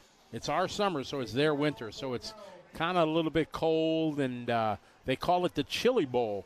Chili with a Y because it's cold. So apparently I won't be wearing shorts.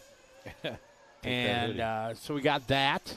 Then the week after that, we have the PDNR, the Penrith RC Car Club has their big on-road electric and some nitro on-road race called the Winter Champs that they have, and that's a huge event. There's like over 150 entries. It's really a big deal and a good race.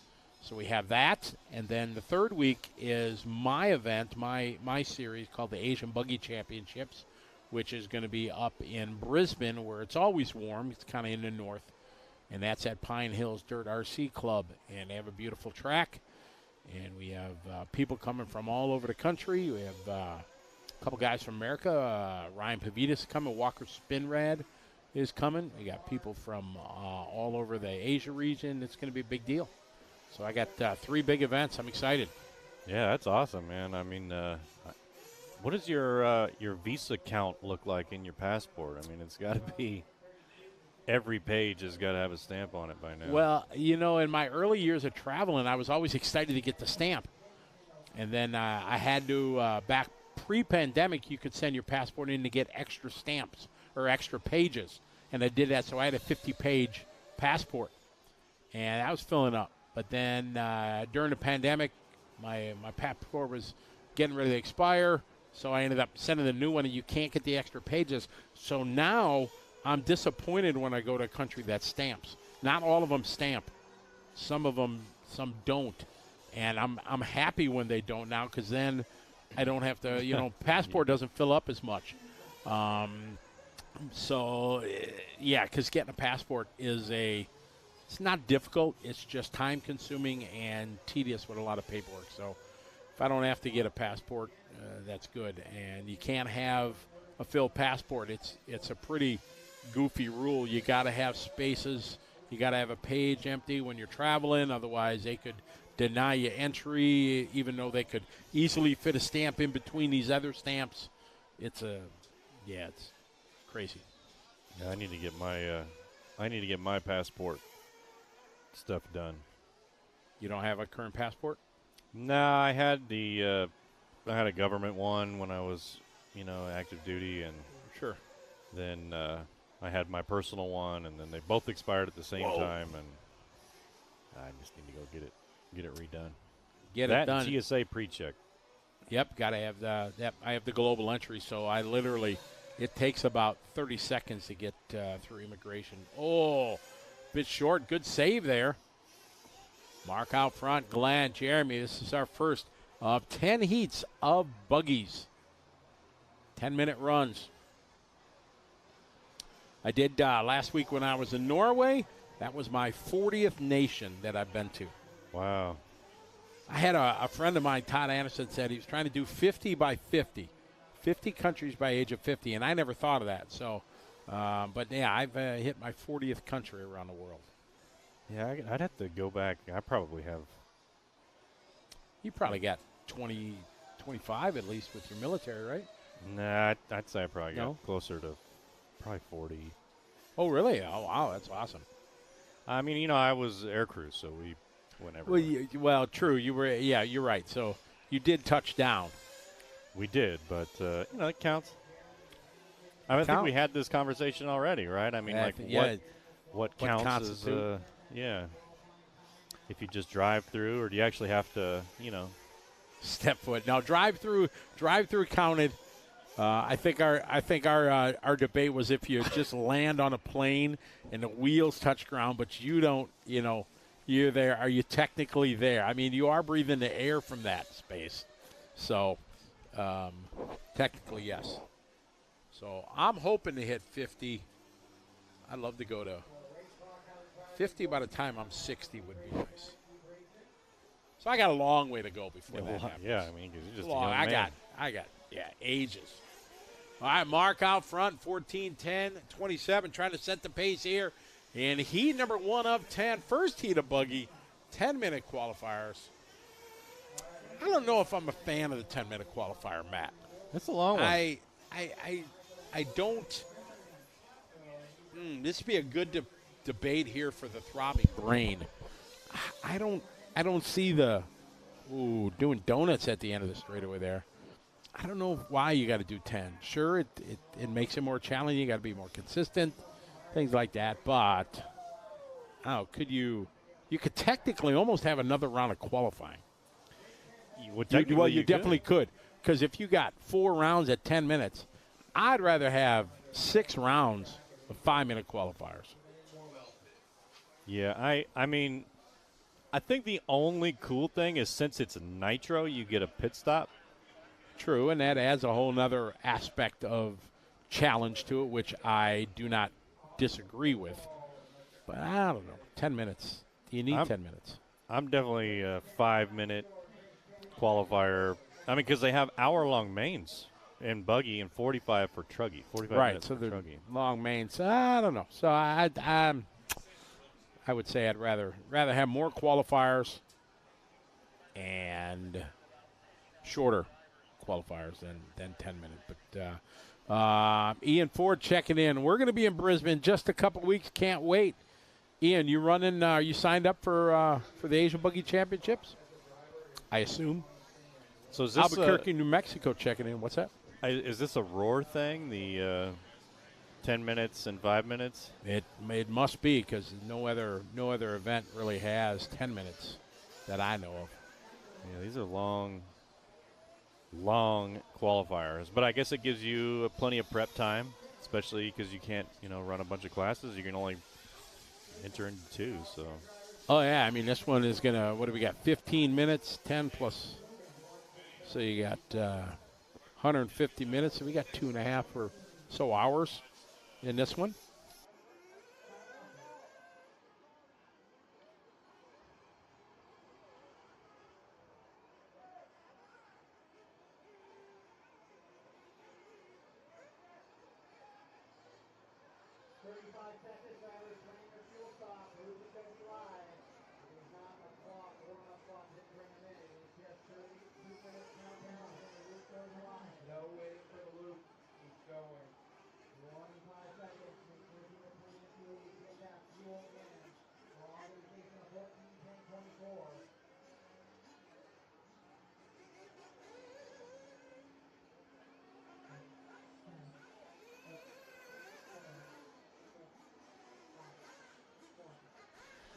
All right, here we go. Heat number 2.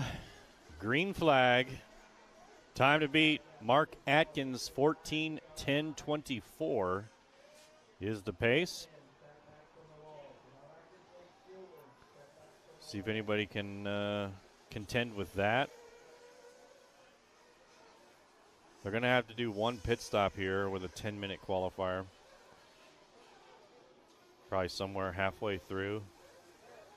I guess my take on it, if I was the mechanic, I'd be calling my driver in when pit lane was as clear as possible. You got the run time. So, I mean, you could bring them in as early as probably 3 or 4 minutes because you know that they can run for the remainder of the race. So you don't necessarily need to bring them in at halfway. So if I see pit lane clear, I'd be calling my driver in early. BJ says he's good with the 5 minutes. I agree. That's I like that. Plus, with more qualifiers, if you do have a problem, say like Dakota had, problem with the steering rack, then get more chances. So I'm all down for that. Oh, that driver took that section very, very well. Man, he was just up and down. You're right. We're already doing 4 qualifiers as it is. So a lot of qualifying, a lot of chances. I don't know that the 10-minute thing is really adding much to it other than the pit stop.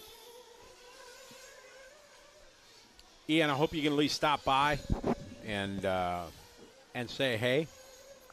Yeah, I hope I get a chance to come over to England Park and watch when we're done. If you guys are still running over there, I assume things are over to England Park. That'd be pretty awesome. I got Michael Smith leading the way on a 15:10:08.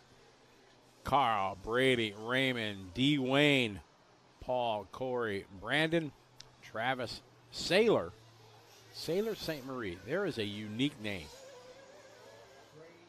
spelled Sailor. That is a first in my career. Sailor St. Marie. That's awesome. Definitely feels nautical. Chris Butler rounds out your 11-car field. Scott Maynard not making a call for this one. 10-minute qualifiers. 2 rounds today. Don Tolbert checking in from Alaska. What's up? How you doing, Don? Click Alaska off the list here. Nice. Yeah, 9, it is going to be Group 10. It'll be very exciting to watch.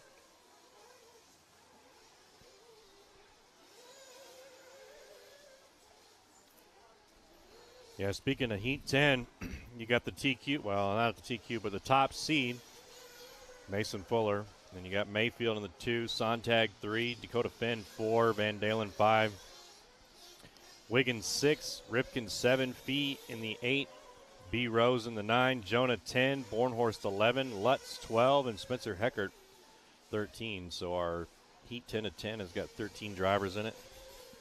All very, very fast drivers. Heat 9's got your favorite Barry Baker in there. The fabulous Barry Baker. Barry Baker, old school. Great guy. Good to see him doing some racing. We got Carl out front leading the way. Heat 2 of 10.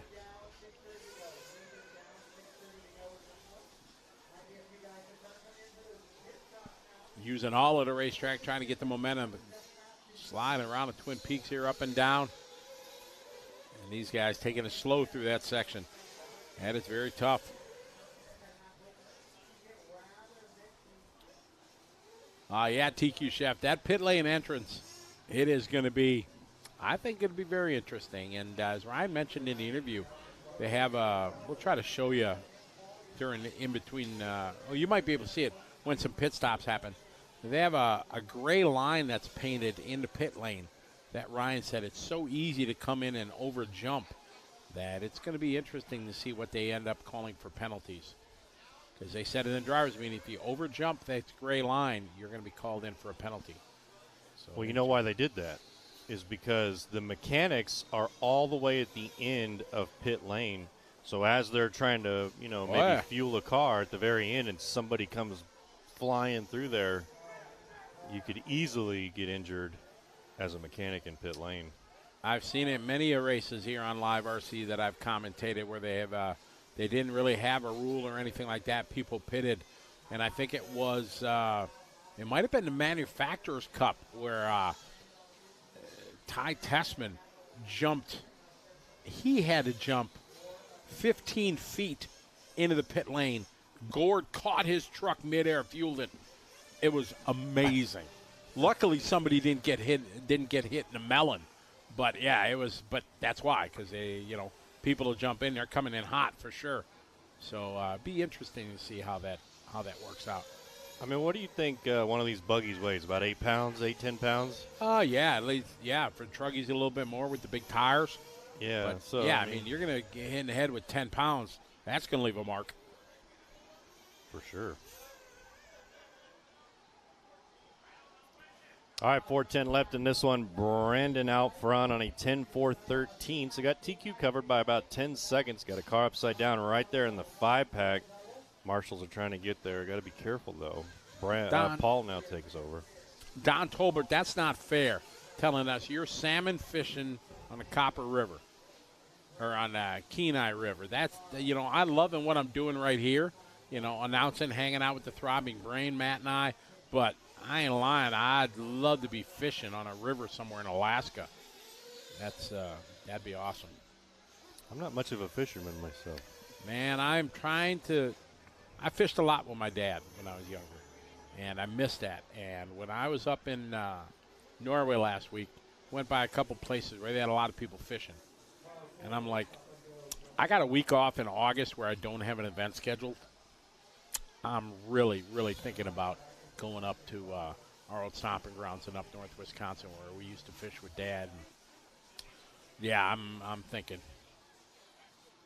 Yeah, I don't really like seafood, so maybe that's why. I'd rather just go to the grocery store. Buy a steak. I wouldn't if I go fishing, I wouldn't keep them to clean. I mean, we did it when we were a kid, and we always had fish fries and everything. But if I go fishing later this year, it'll just be for the fun of it, catch and release, and the challenge of it, and the relaxation. And people that don't understand fishing, like, you're fine just sitting there watching a lure or watching a bobber and not catching any fish. Yes, I am absolutely okay with that. Do you put any bait on hook? Oh, yeah. Well, yeah, you're going to try. But, yeah, no phone and everything. We got Carl out front, Friday operating Raymond. We're as close to, like, old school camping as you can get. There is no electricity. We go to the state campground up north. There's no electricity, no running water. There's a pump.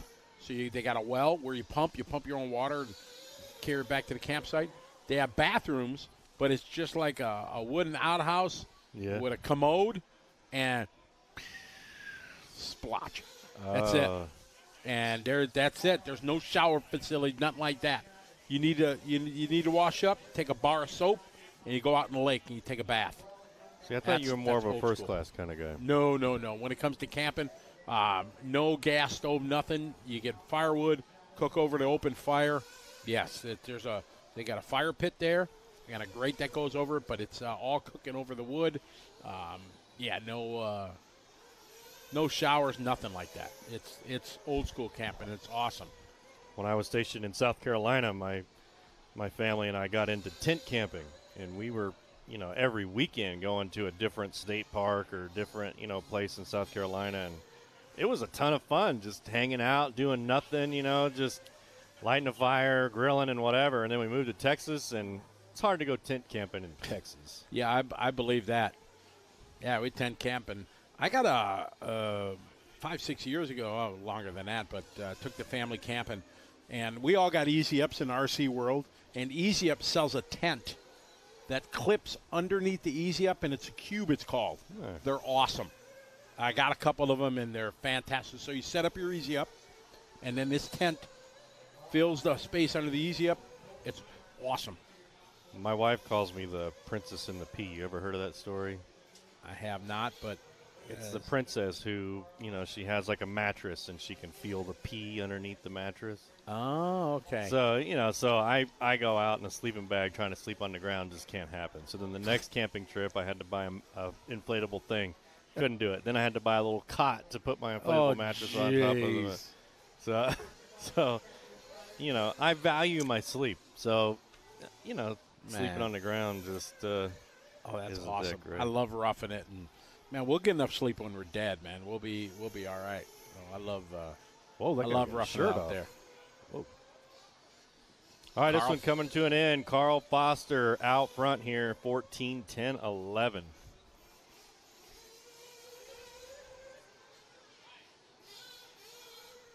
Carl leading away. Brandon second, quite a bit back. 11.2 seconds is the gap. Carl last lap was a 41.0. His fast lap was a 40.6. Travis that time by 44.7 to wrap up his run. Carl a little late to the finish line. He had an 11.9 second lead. He's on a TQ. Carl not coming to the line.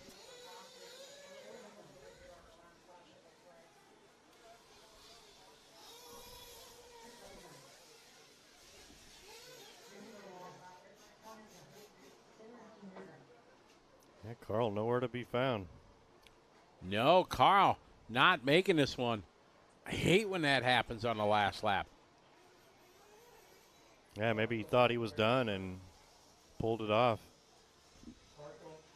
Here's a great shot from the A-Main Hobbies pit lane cam. See the great container, and they got a couple video monitors there. Real nice pit lane. Great setup here. Hey, I can see you inside that container. Yeah, that's where our liverc.com studios are. We got pretty posh setup here. TQ Chef wants to know who makes the tent for the Easy Up. Easy Up does. It's called the Cube, and they're awesome. I highly recommend. And they were not crazy expensive, but you got to have an Easy Up. Trying to remember, easyup.com. Camping and recreational. Yep, there it is. Oh, they got new ones. See. Oh. Yeah, those see, are I have the fancy. camping cube. That's what I bought, the camping cube. But it's been a few years since I've been on this website here, and they got some new additions. So they got one that comes with the Vantage, which is the easy up over it. But yeah, this is what I got. I got the camping cube here, Matt. It's like $200. It's not bad. So it was you can buy a 8-man tent now for $50. Obviously, you get what you pay for, but yeah, it's really, really nice. So I would put my Scotty sign of approval on it. But this is a nice setup here with a canopy and the whole thing. All right, going into heat number 3 here. Brandon taking over the top spot, 14-10-21. So that will be the time to beat. 10-minute qualifier. Chris Wheeler says it's on Amazon for $120. There you go.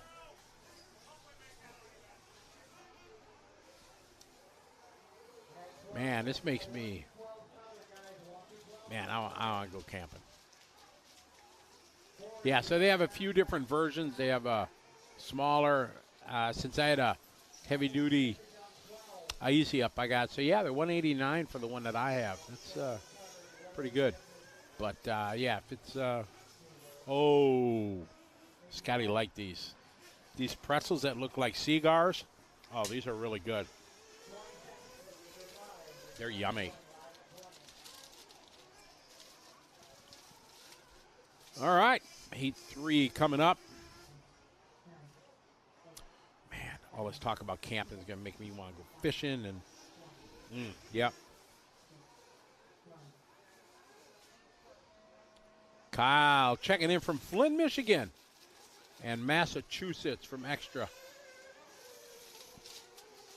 All right, we got a Woody Garwood sighting in this one. Everybody's a Woody fan. Monty's a big Woody fan. Woody Garwood normally runs a blue and white car through his life of racing.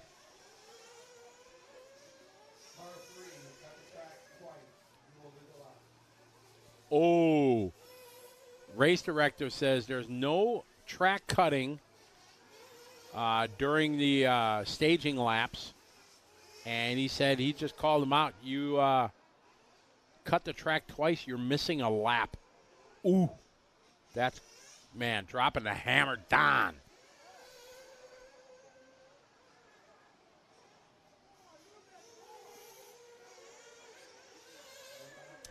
Isaiah Furrow, he's going to make the road trip here. Isaiah, come into the Live RC studio, knock on the door and say, hey, I'd love to put a face with a name. It's great. Peter Robinson, yes, Woody is the best. Woody is a one-of-a-kind, a guy who absolutely loves the hobby, would give you the shirt off his back along with his shoes and socks. He wouldn't care if you needed it. He would give you his car. He would not run his qualifier, give you his car and say, here, you run a qualifier with my car. And that's no exaggeration. He is that nice of a guy. Who is the race director? Clayton Young is the race director. Justin Wildy is the announcer, and that's who I heard comment. So, yeah. Jerry Klingbeil, hey, I just saw during my trip, it was your birthday, Jerry. Happy birthday. You're looking really, really good for 49. Really good. Keep it up. Chase, a little bit of struggle bus with the truck. Buggies, he's doing very well. Oh, man, the one and only Notch Johnson, ladies and gentlemen, in the chat room. Yeah. Another great race director, announcer there. What's up, Notch? Hope you're doing well. See, Monty, Throbbing Brain, you had my back. Justin Wildy is the race director, or announcer, I think. He is running the race, I think, but I think the official is Clayton Young is the race director. Ooh, that was nice, over the top. It's definitely Roar brings in these guys. Correct. So Roar is the actual race director, and then the announcer is Justin. But all brought in by Roar. Roar also runs the tech station, so all the tech officials are all Roar people. 3 minutes down, 7 to go. Derek out front here on a 16:10:36. So TQ covered by about a lap and a half here. Time to beat 14:10:21. Kobe in the 2, Woody in the 3, Eric 4, Julian in the 5, Mark 6, Ryan Morrison 7, Paul Parks 8, Rick Pyle 9, Clayton Groom in the 10. John Moore, good morning. Thanks for tuning in. Here's your morning salute from Hayden, Idaho. We appreciate your support. 6:20 left on the race clock. Derek still leading away, 16:10:36. Kobe on a 15:10:05, about 2.5 seconds back from Derek. Woody in the 3, Julian 4, Eric 5. 6 minutes remains.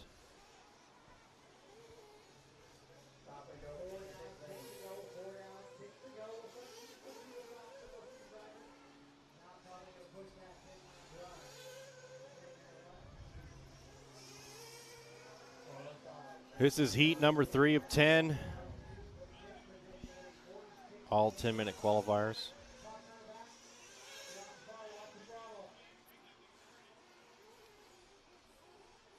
$5:30 left to go.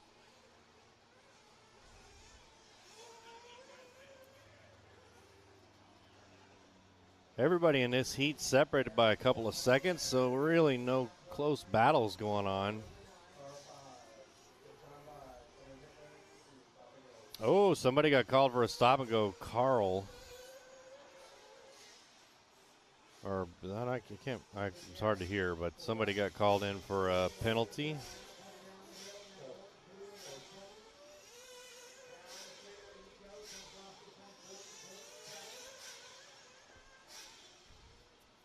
Derek on the last lap, 40.7. Got a high lap of a 38.6. Mark Frawley has the high lap of this heat, 37.7. Mark needs to string a few of those together.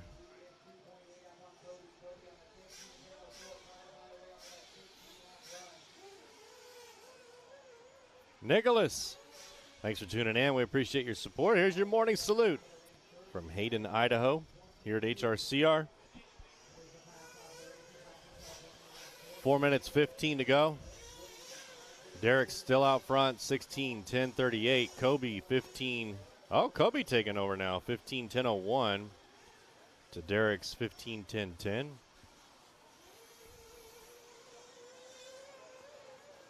Matthew says, can they make a 10-minute run without pit, or is everyone stopped for fuel? Most of the people need to stop for fuel. There are a few exceptions to that on drivers that can make it over 10 minutes, but there's not very many. And I don't know that I would risk it in qualifying to try to make it 10 minutes, but some can. Drivers like Dakota Finn can go 10 minutes. Adam Drake can do 10 minutes. Ryan Mayfield at Silver State did like 9.5 minutes. So, you know, I don't know. It'd be very, very tough.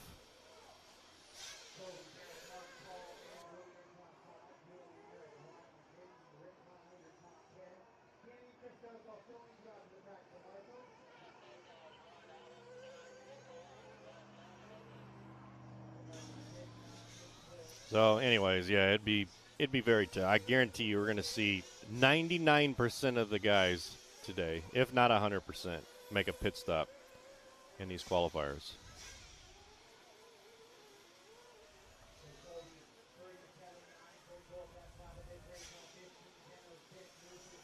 What are we talking about, Kyle? I missed it. Kyle Kelly, I missed what we were talking about.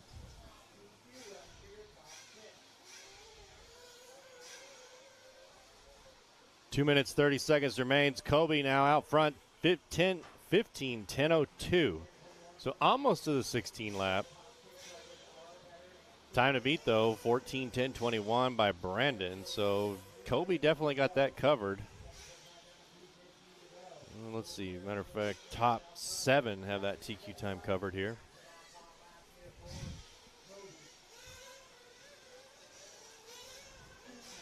Mark Frawley, the guy with the hot lap, 37.7. Looks like he's out. Oh, nope, back in there.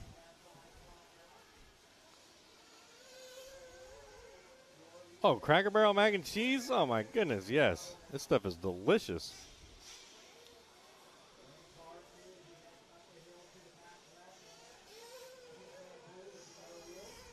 I always go to Cracker Barrel and I get the chicken and dumplings with 2 sides of mac and cheese because I love it so much. But I can't get talking about food or you guys will. That's all we'll talk about. Scotty will bring it up, I'm sure. Minute 15. Kobe still leading the way. Derek in the 2, Woody 3, Paul 4, Julian 5, Eric 6, Ryan Morrison 7, Clayton Groom 8, Mark Frawley in the 9. Rick, Danny, and Christos are out. Danny and Christos were a no-show. Less than a minute to go here in heat number 3. Zach, yeah, I think it's white and pinkish color. Stay tuned during the break. We may have an under-the-hood shot of Ryan Mayfield.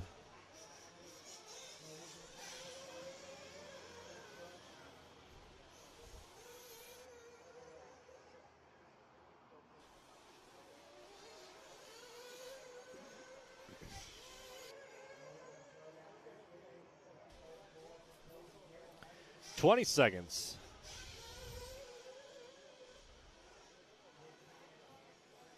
Yes, I love Dr. Pepper. Matter of fact, I'm got one right now.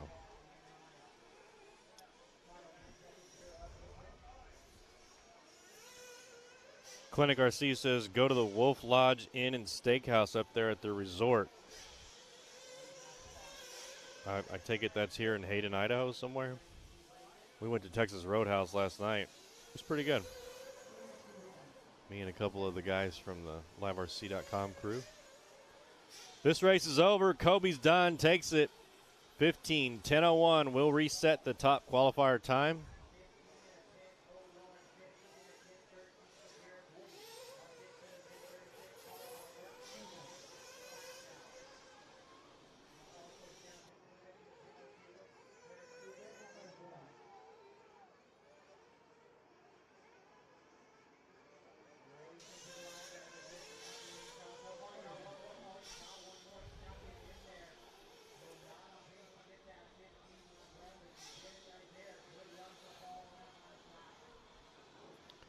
These drivers are coming in for their final laps.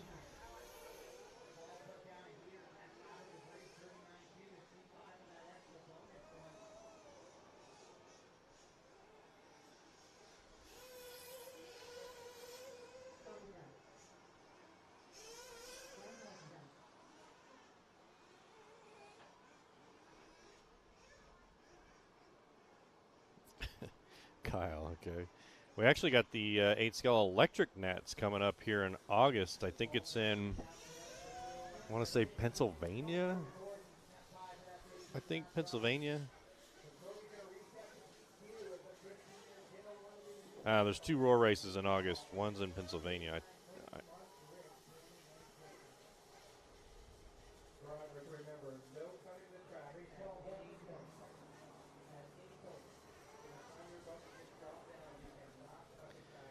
This one's over. Kobe takes it. 15:10:01. Here we go, race number 12. Got 13 drivers in this one.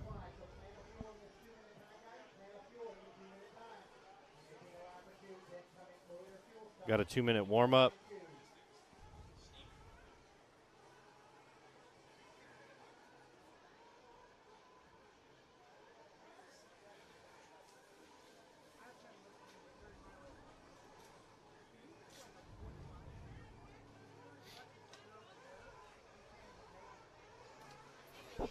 I'm back. Did you miss me?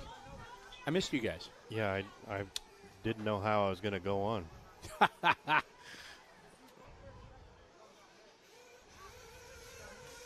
I was out talking to Dakota Fend. He was out tuning on his engine and things like that. And we were talking about the cool I talked about the cool pipe that anodized. Oh, yeah. Moto Whips is doing it. So, yeah, Justin Myers, if you're listening, I'm going to Yeah, I want to send you some on-road pipes and see if you can do your magic to them. I wonder if that helps them keep. Like, does it help them keep clean? Because nitro pipes are notoriously like getting discolored, and the dirt just kind of bakes on. So I mean, I think it's only about the cool factor. It's just the visual, huh? All about the bling, right?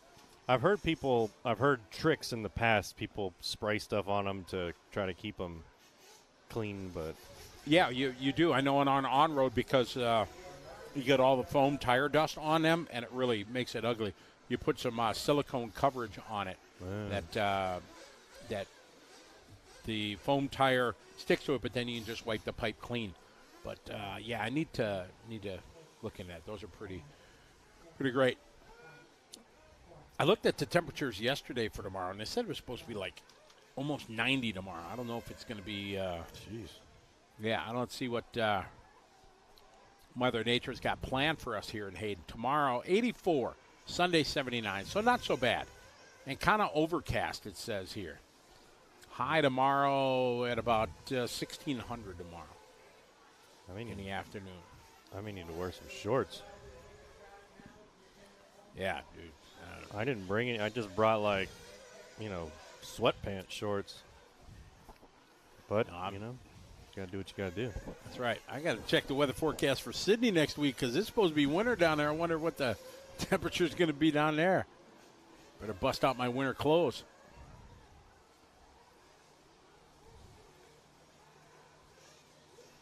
All right, heat number 4 of 10 underway. Time to beat Kobe 15:10:01. Travis Eider comes out with a 16:10:33. Boomer backs it up with a 16:10:31. So 2 drivers in the 16-lap pace here.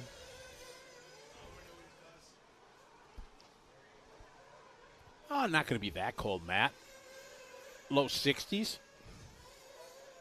61 degrees. Good weather, though, so that's good. Yeah, Kyle, that'd be a good idea. Some bright orange pipe instead of the white. I've seen some tracks do the black, like the corrugated pipe. All right, we got Brittany Tozer leading the way.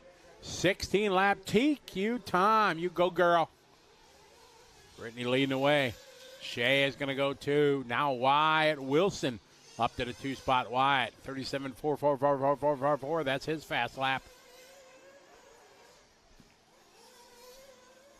It's heat 4 of 10. 10 groups of 8-scale buggy, just 2 classes. Buggies and Truggies here at the U.S. Nationals. Good to have everybody checking in. Oh, yeah, Kyle, there's the gold mine right there. I'm sure people will be lined up buying that.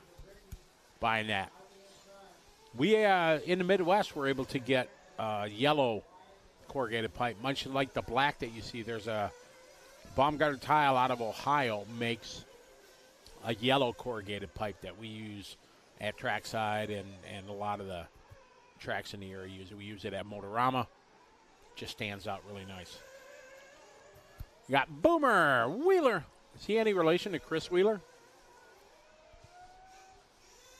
Crossed our finish line, the all pink with Travis Eider, part of the HRCR crew.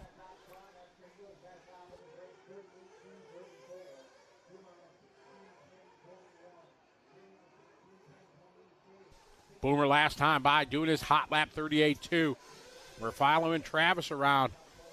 All pink wing on white wheels.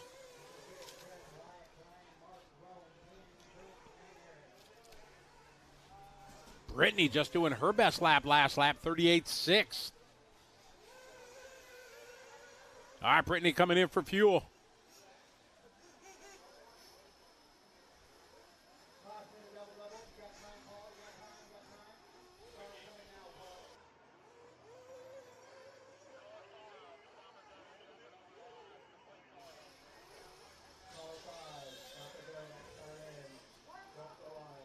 Okay.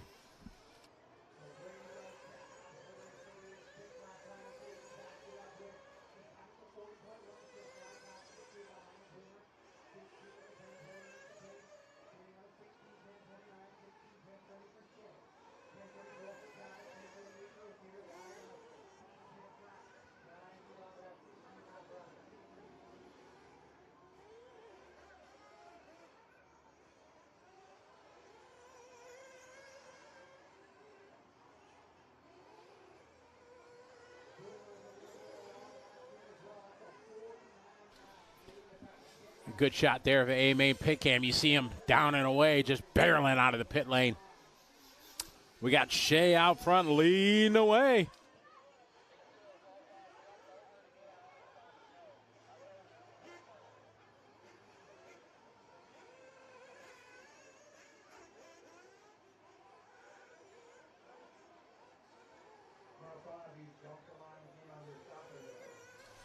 Shea out front, 16 lap, 10:28 TQ time.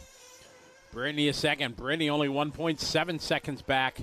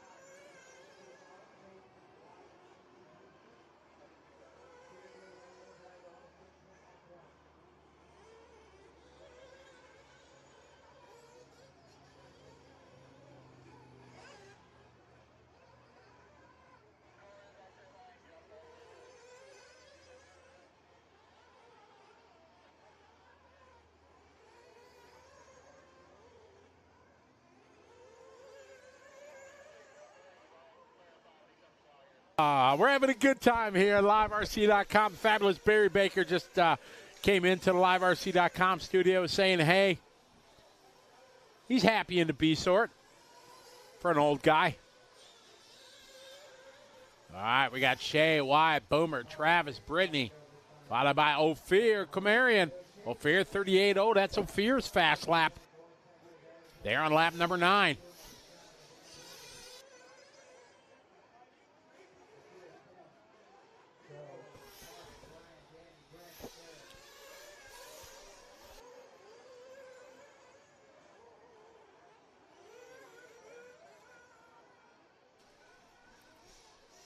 Wyatt 36.8, Ophir 38.2.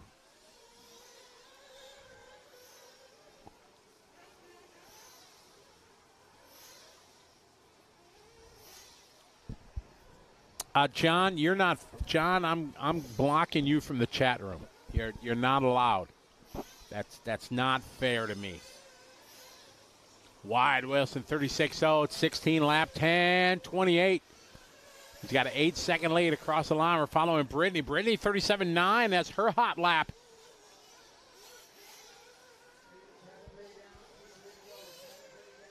Boomer Wheeler doing his best lap there. 37.9. 36.0 for Wyatt. Oh, Travis Eder. Looks like he had a flame out. A minute 21 pit stop. Oh, Marshall is up trying to get there. Nice little whip there from Brittany. Oh, nice there around the Twin Peaks. Slides it around nicely. Cross star finish line. Brittany now up to the 3rd spot. You go, girl. She's on the move in this one.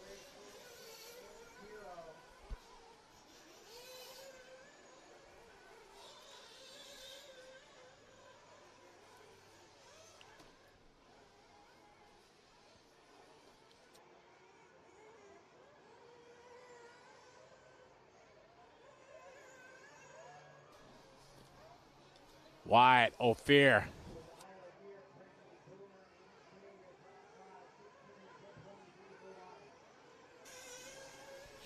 Wyatt, Ophir, Brittany. Minute 15 to go, Wyatt. 16 lap, Ophir. 15:01, Ophir. 45-second lap, drops him down to 4th spot. Brittany climbing her way back towards the 16-lap run. Running out of time with 1:04 to go.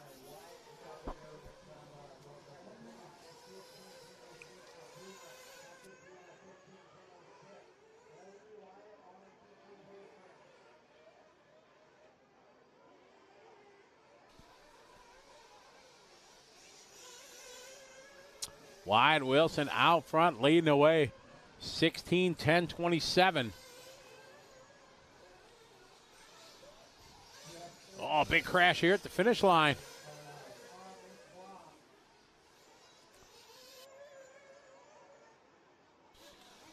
I just heard somebody getting called in for a stop and go. I think it was our leader, Wyatt, and we were trying to pick him up, see what happened. I don't know what the infraction was.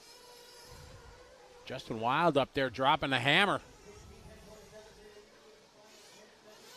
I guess set the precedence early, right? It's Clayton up there. Clayton's got his own mic, so it's Clayton.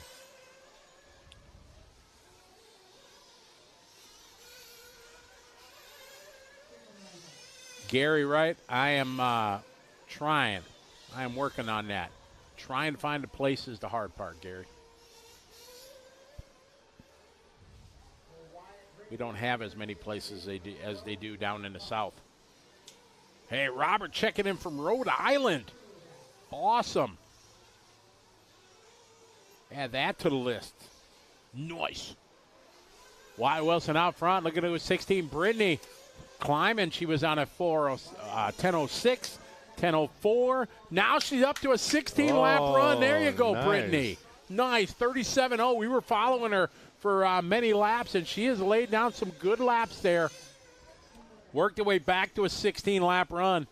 So Brittany out there. See her there going through the 5-pack. She just made it to that line with 0.4 of a second to spare.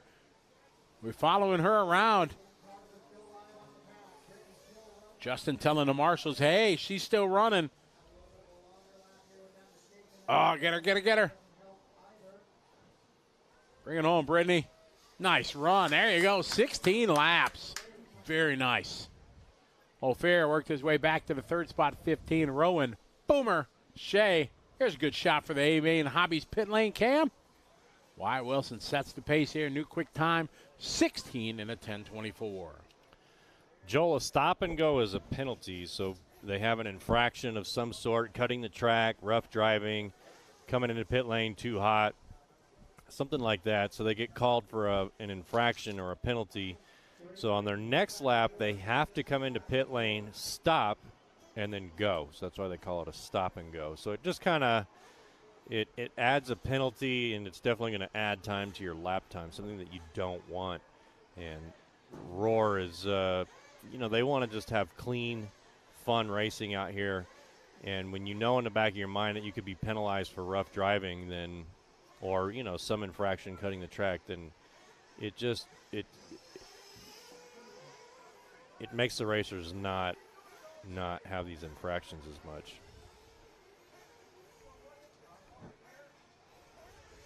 Shout out Todd Richards. How are you? Hope you're doing well. Focus on work. There was a CDK cyber attack. Shut the car business down. I didn't know about that.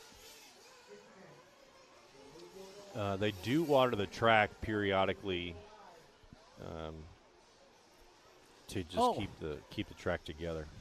John Moore, what's up? John, I think, is going to make a visit this weekend. Am I right, John? Correct? Aren't you coming to visit us this weekend?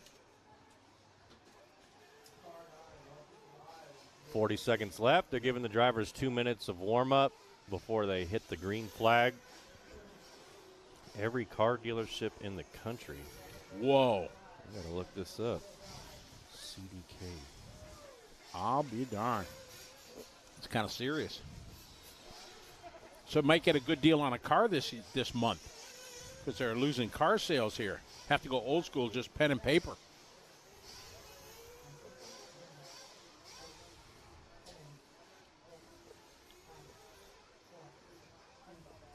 Uncle Eddie Seasoning in the house. What's up, Uncle Eddie? Hope you're doing well. Jago's not here, is he? Jago from Vegas, Eddie? Good deal, John. We'll make sure you stop into the studio and say hey. So CDK is a business. CDK Global is a business that provides car dealerships with software, sales software. Oh, got it. Okay. And they were hit with a cyber attack. So it's crippling 15,000 car sellers.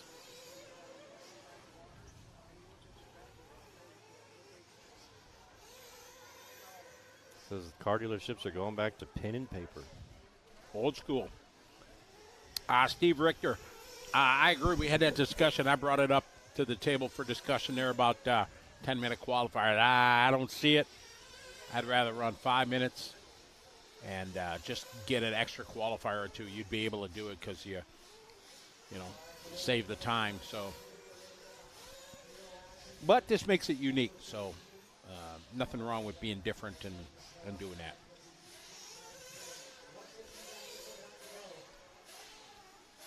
Tony, what do you? Tony, you're signed in under 2 names. Yeah, MJ23 is here, one of our title sponsors. Appreciate them being here, and they're based out of Las Vegas. So, Jay, well, I'll have to go find Jago over there. I haven't seen him in a while. Yeah, I think MG23 also sponsors Frankie Contreras Jr. Yeah, I think so. Frankie's got some support from him? I think so. They're a local club in Las Vegas. They're building a track out in Pahrump, Nevada, and they are just a race team that just likes to have some fun and get together and hang out with each other, which is what this hobby's all about. Hanging out with your friends. I mean, I know that's why I like to go to the racetrack. 2:30 down, 7:30 to go. McCoy out front on a 17-lap pace. First 17-lap run we've seen here in Buggy. That'll definitely change after a pit stop, though. Correct. But 10:23, he's still got time, though. If he maintains this kind of pace, he should be able to. He's going to lose, I don't know. I didn't see how long pit stops are taken. We'll have to get some clocks on him here. I bet they're see what it is. I bet they're a lot longer than the typical 7-8 seconds because they got to come down that pit lane road and all that. Michael Snyder, thanks for tuning in. Here is your morning salute from Hayden, Idaho. We appreciate your support. Mike Snyder, the owner of Sumter RC Raceway out in Sumter, South Carolina. What's up, Mike? Welcome to the party. One of my good friends. Him and his son, Joker Snyder. Well, Mike, I don't get a hello. Only Matt. I feel hurt. Wow. I'm gonna need a crying towel, and I'm gonna need to go to my safety room, or what do they call it? You need your blanket. Yeah. I mean, I'm hurt and offended. Mike. Yeah. Well, so I get one. Let me scroll back up in the chat. Let me scroll back up in the chat here. Yeah. Hey, you're new. A lot of these viewers are the Throbbing Brain. They don't know you. You're the new guy in town. So they got a song. Isn't that new guy in town? Even my mom tuned in and said, "What's up, guys?" Oh, Michael, you just made my day, buddy. I am complete now, ready to go. Thank you for tuning in, everybody. We're having a good time here on LiveRC.com. Coverage of the Roar Nationals. We got McCoy Starkey out front leading right now, 17 and a 10, 36, 40.3 his last lap. Here's a good shot from the A-main pit cam. Nice pit stop there, down and away. That was a good stop. Got lots of ladies in the pit lanes this week. Probably that'd be like my ultimate. I'd love to have my wife be my pit mechanic. Oh, that's gonna happen. Whoa, Marshall down. Hopefully, I think all right. Probably the most famous Katie Roxbury is going to be. Oh yeah, Kate. Oh yeah, she's like leading the charge for the lady pit mechanics. Well, that was Brent Dinsford. BeachRC.com. Yeah, What, Brent went down? Yeah, he was laying on the track. He was snoozing on the job. Oh, there's a good pit stop. Oh, with the bottle. Hey, that was a pretty good pit stop with the bottle there. Hey, you just saw Clayton put his melon right into the view. That's the Roar El Presidente, Clayton Young. And Jago's behind. Where's Jago? I got to look for Jago in the pit lane.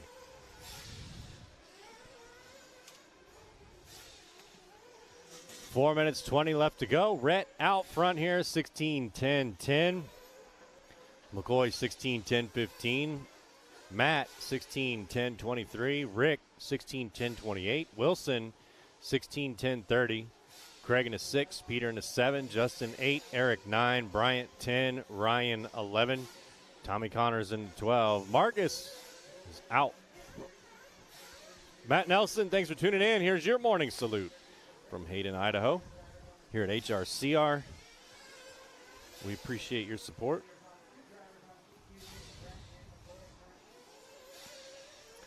Time to beat Wyatt Wilson, 16-10-24. Top two drivers here on that pace, McCoy and Rhett. Wilson just off by about a second, but the top 6 drivers all on the 16 lap. Rick McCreary, that's the man right there. We talked about the Manufacturers Cup. He is the one that put it all together. Absolutely legendary race in the history of 1/8 scale buggy. That was produced 2007, 2008, just about 20 minutes from here in Coeur d'Alene, Idaho. Yeah, you hear us talk. Hey, there's Nicole Lee. She's here. I usually call her Nicholas Lee. She introduced herself this morning as Nicholas Lee. Because I always. Was she the one that stuck her head in? She was the one that popped into the studio here and said, hey. So, hi, Nicole. Good to have you joining us from, I don't know, right in the parking lot or somewhere. Notice it just says, hey, Scotty. You forgot Matt. Yeah, you're. Wade says, let's go Montana, guys. There's a lot of Montana drivers. One of our liverc.com crew pointed that out. So there's a lot of Montana license plates in the parking lot. Montana. I don't know how far we are from Montana. Well, not very far, bordering the state. So it's, not too far away. Yeah, but Montana's like massive. It's like, what, fourth largest state? Joker Snyder says, what's up, Scotty? Matt, I guess you're all right. Nice. See what you started here, Scotty. Yeah, Joker, exactly. Thanks for tuning in. Here's your morning salute from Hayden, Idaho. We appreciate your support. Joker, also a part of Sumter RC Raceway. If you guys are ever out in South Carolina, like right in the middle of the state, go check out Sumter RC Raceway. They got some of the best dirt that side of the Mason-Dixon. I guess, yeah, Montana's not too far because we're in the skinny part of Idaho here. So that's got to be, okay, if that's Spokane, that was 1 hour. So I'm guessing we're 2 hours from Montana. That's what I'm going with. There's a Moscow, Idaho. Moscow. Yeah. There we go. Learn something new. Boom. Your leader right now, McCoy Starkey, 16 laps, 10-16. TQ time, 8 seconds. Underneath that time as we're in the final minute. McCoy, he's got a hot lap in a race, 36.2. Boom, Monty, the throbbing brain knows all. 1 hour from the Montana border. There you go.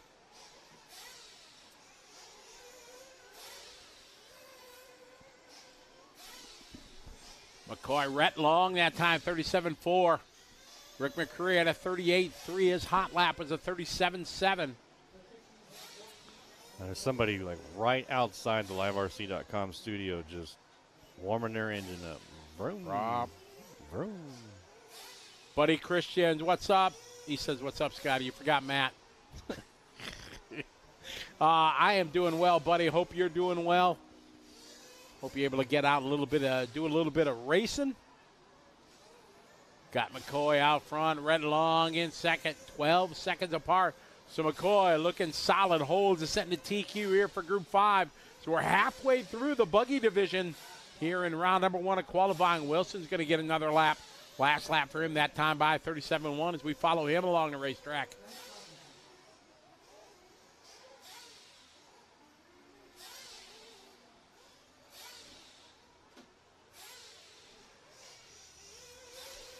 (16, 10, 12), picking it up the last couple laps. 36.4 and a 36.9 for McCoy. Oh, nice save there up on 2 wheels. Using all of the racetrack. Yeah. Oh.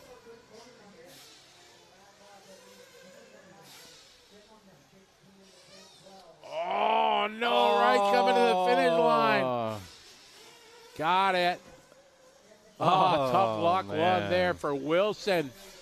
Dropping down a couple spots. McCoy going to bring this home. We got Mr. Manufacturers Cup himself out there, Rick McCreary. He's going to get that 16-lap run. Sorry, Rick. We're talking about you. Look out, look out. Whoa. That was almost his ankle.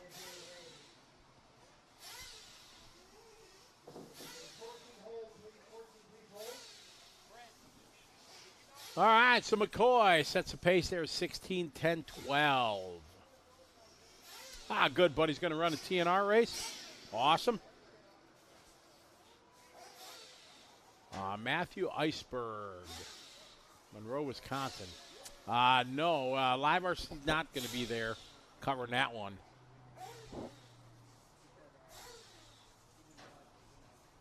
Todd Richardson, I don't remember that, but that's for sure tragic.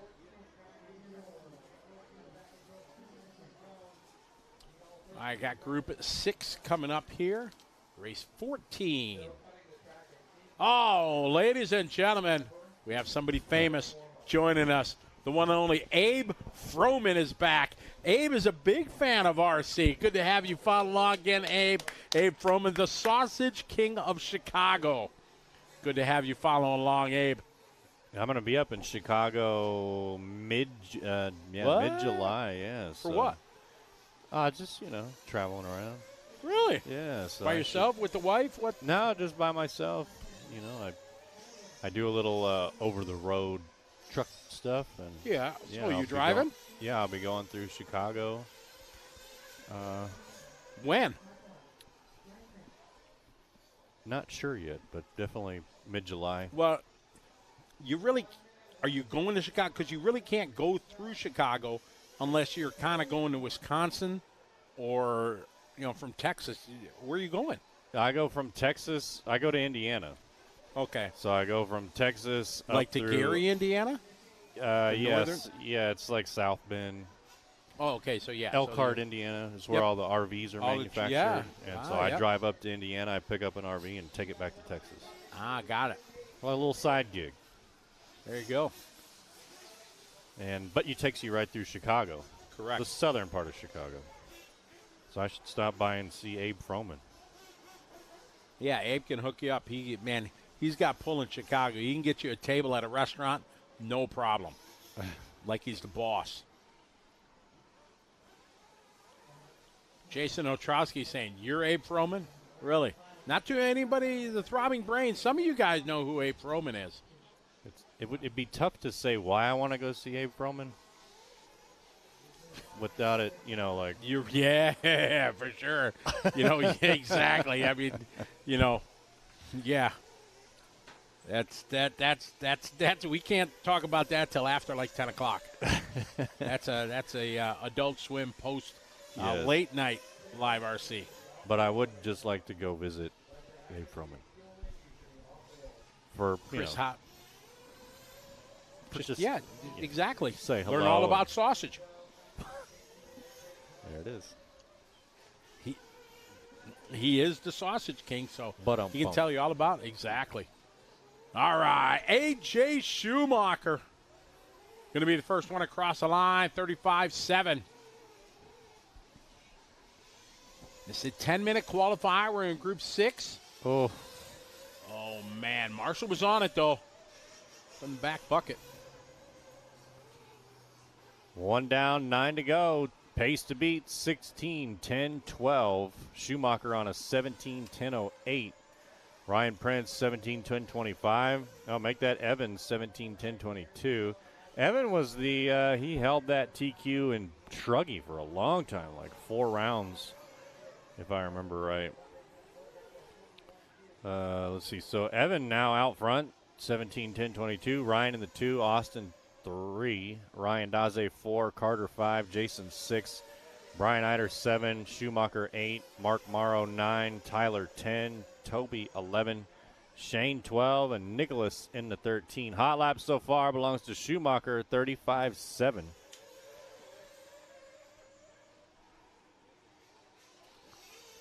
Shout out to Scott McWhirt. How are you? Thanks for joining us. Good to have you. In the throbbing brain world of RC, coming to you from Hayden, Idaho, 2024 Roar U.S. National 8-scale Buggy and Truggy. We're in round number 1 of qualifying at just an amazing facility that they have here. Obviously a beautiful 8-scale track. They have an indoor carpet track, full-line hobby shop. Shout out to everybody that's in the hobby shop. They're listening to us on liverc.com. They have an outdoor asphalt track. They just got the whole package here. And they're really trying to build a facility that they are interested in hosting the 8-scale Buggy World Championships. It comes to America in 2026. So they're definitely trying to set up for that. They definitely have the facility to do it.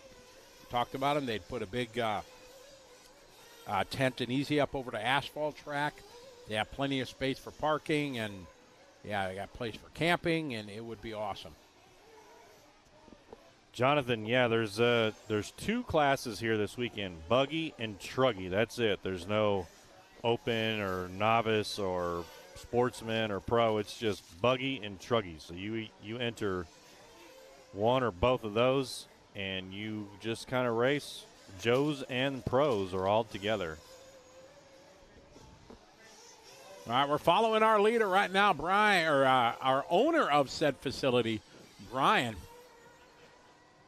Going to try to gather him up to get an interview this weekend with him. But he's kind of got that old Toyota short course truck, kind of Ivan Stewart-ish paint job. I like it.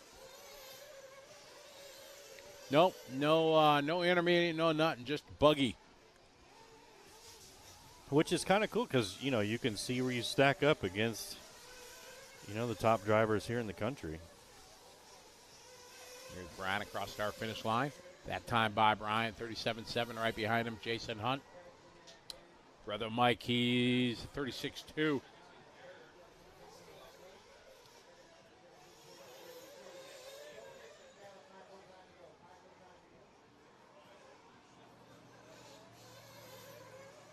All right, we got another big name chiming in to the Throbbing Brain chat room. Ladies and gentlemen, the one and only Mitch on the mic from Australia. Yeah.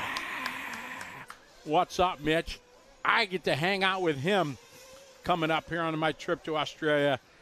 It's pretty chilly down there. Come on, Mitch. I just looked up. It's Sydney. It's supposed to be like 60 degrees. So what is that, like 20, was that, like 22 degrees? Something like that, 20 degrees. It's going to be short weather when I'm down there next week. I'm just bringing shorts, no pants. Shorts and hoodies for Scotty, and I'll be swell. Mitch, are you going to be running the Ride Cup? Are you going to be there? They're prepping a short course truck for me, Mitch. Maybe you and I need to have a throwdown, a little short course. All right, we're following Jason Hunt on the track, the brother of Mike. He's in second right now, 37.2.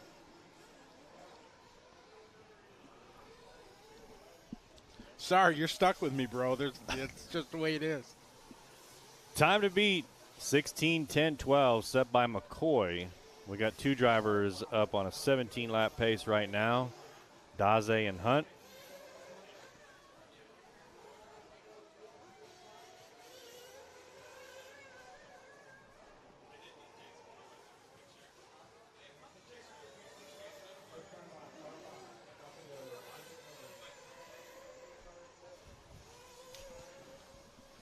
Jason out front, 16-10 flat. TQ by a ton right now. 3:45 left to go. Davis may be too young to pick that one up. I think so.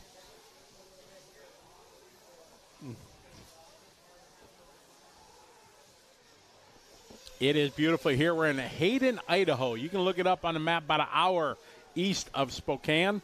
We are 1 hour west of Montana. Abe Froman, yeah, Abe got it.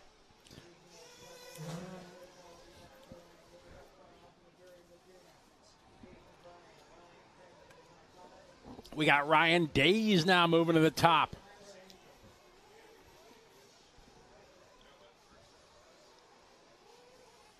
16 lap, 10:01. Cross the start finish line, Ryan. Now this is Evan and Tyler battling here for the 8th spot.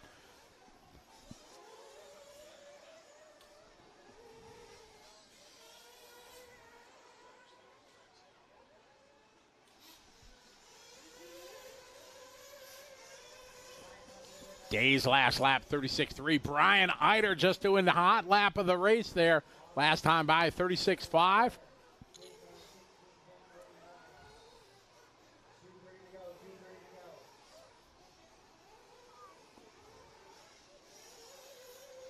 Sounds good, Mitch. That'd be awesome.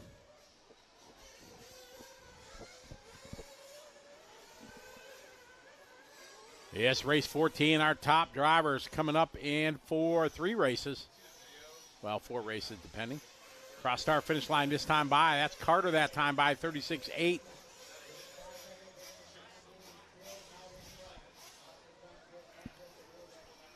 Have you spoken about Spokane?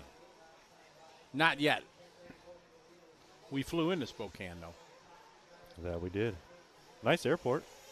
It is. Spokane's got one of the strange airport codes there. Normally, you know, the airport code involves something of the name of the city, but not Spokane. GEG. Yeah, it's weird. Yeah, it's very weird. Yeah, San Antonio is SAT. So, you know. I've never been to San Antonio. I want to do that and do that river walk thing or the. As long as you remember the Alamo. Yeah, of course, because it happened there. Isn't the museum like as big as the studio? Yes, Pretty it's tiny, isn't it? So the Alamo, you know, back then was a missionary, and it was really big. And now all that's left is just like the cathedral, I believe. And they, you know, they have a bunch of history stuff there, but it's still cool to go see just how. I mean, because they defended Santa Anna's army in this little place that, you know, isn't. I don't know. That's another that's a history thing that was not really covered in our youth of history back in the day. You hear about the Alamo, but I could not tell you many facts about it. I mean, yeah, I don't know much about it either. I've been several times. Just to, you know, like my family comes to town and you go do the touristy things like the river walk and you ride the boat through the river. They have those little cruises, you know, barge cruises, and the boat captain will give you a little history on San Antonio and the river. Is San Antonio, if my youngest daughter and I were just talking the other day about doing like a weekend, just a 2-day trip. San Antonio was one of the ones that came up. Would that be a good fly in on a Friday and fly out on a Sunday? Is that a nice couple days? Yeah? Yeah, for sure, because you could fly into the airport and then stay at a hotel on the river, and you wouldn't even need a car. Oh, that's perfect. You take an Uber or something from the airport down to your hotel on the river, and, you know, you can get a balcony that overlooks the river, and you can walk to the Alamo and walk to you know, everywhere that there is. Now, if you want to get out and go get, like, some barbecue and stuff, then you need to rent a car. Okay. But no, just we're talking about a quick trip. Ryan Day's leading the way, looking to be the first to go, 17. He's going to do 17, no doubt it that he's going to do it. Question is how fast. He's on a 10:31 pace right now. So Ryan looking to go to the top of the board. Austin going 16:10:02, just missing that 17-lap run, but a good run there for Ryan. Sets the benchmark now, 17 laps, 10:33. Man, this is like the 5th person who's suggested this steakhouse, the Wolf Lodge. Okay, so somebody, let's see, our producer Eric, was that the steak joint that you talked about that you said you're going to go? Some steakhouse supposed to go here, but it's like huge expensive. Yeah, you said you were going to go. Somebody keeps popping this. It's a different place. Parallel 47, that's the name of it? That's the name of the local. That's okay. Not the Wolf Lodge. But anyways, yeah, San Antonio, you can stay on the river, obviously, and do the river walk thing, and the Alamo's right there next to the river. Maybe we'll do that.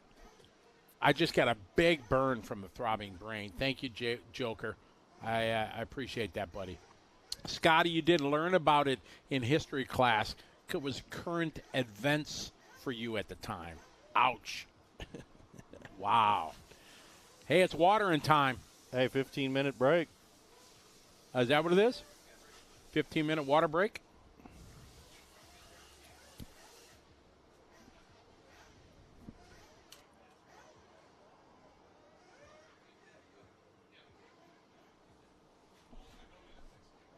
Oh, that's so cool. Woodland Hobbies. Yeah, the basic training for the Air Force is right there at Lackland Air Force Base in San Antonio. Every Air Force enlisted member goes through Lackland at the basic training facility there.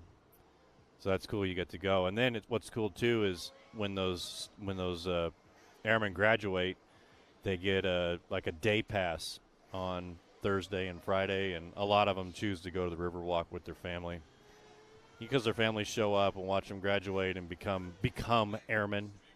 You know, they're trainees up until that weekend, and then they become airmen. What'd you get out? You were what? E7? Yeah. E7 when you got out? So, yeah, I mean, they all right, looks like we're going to take a little water break here.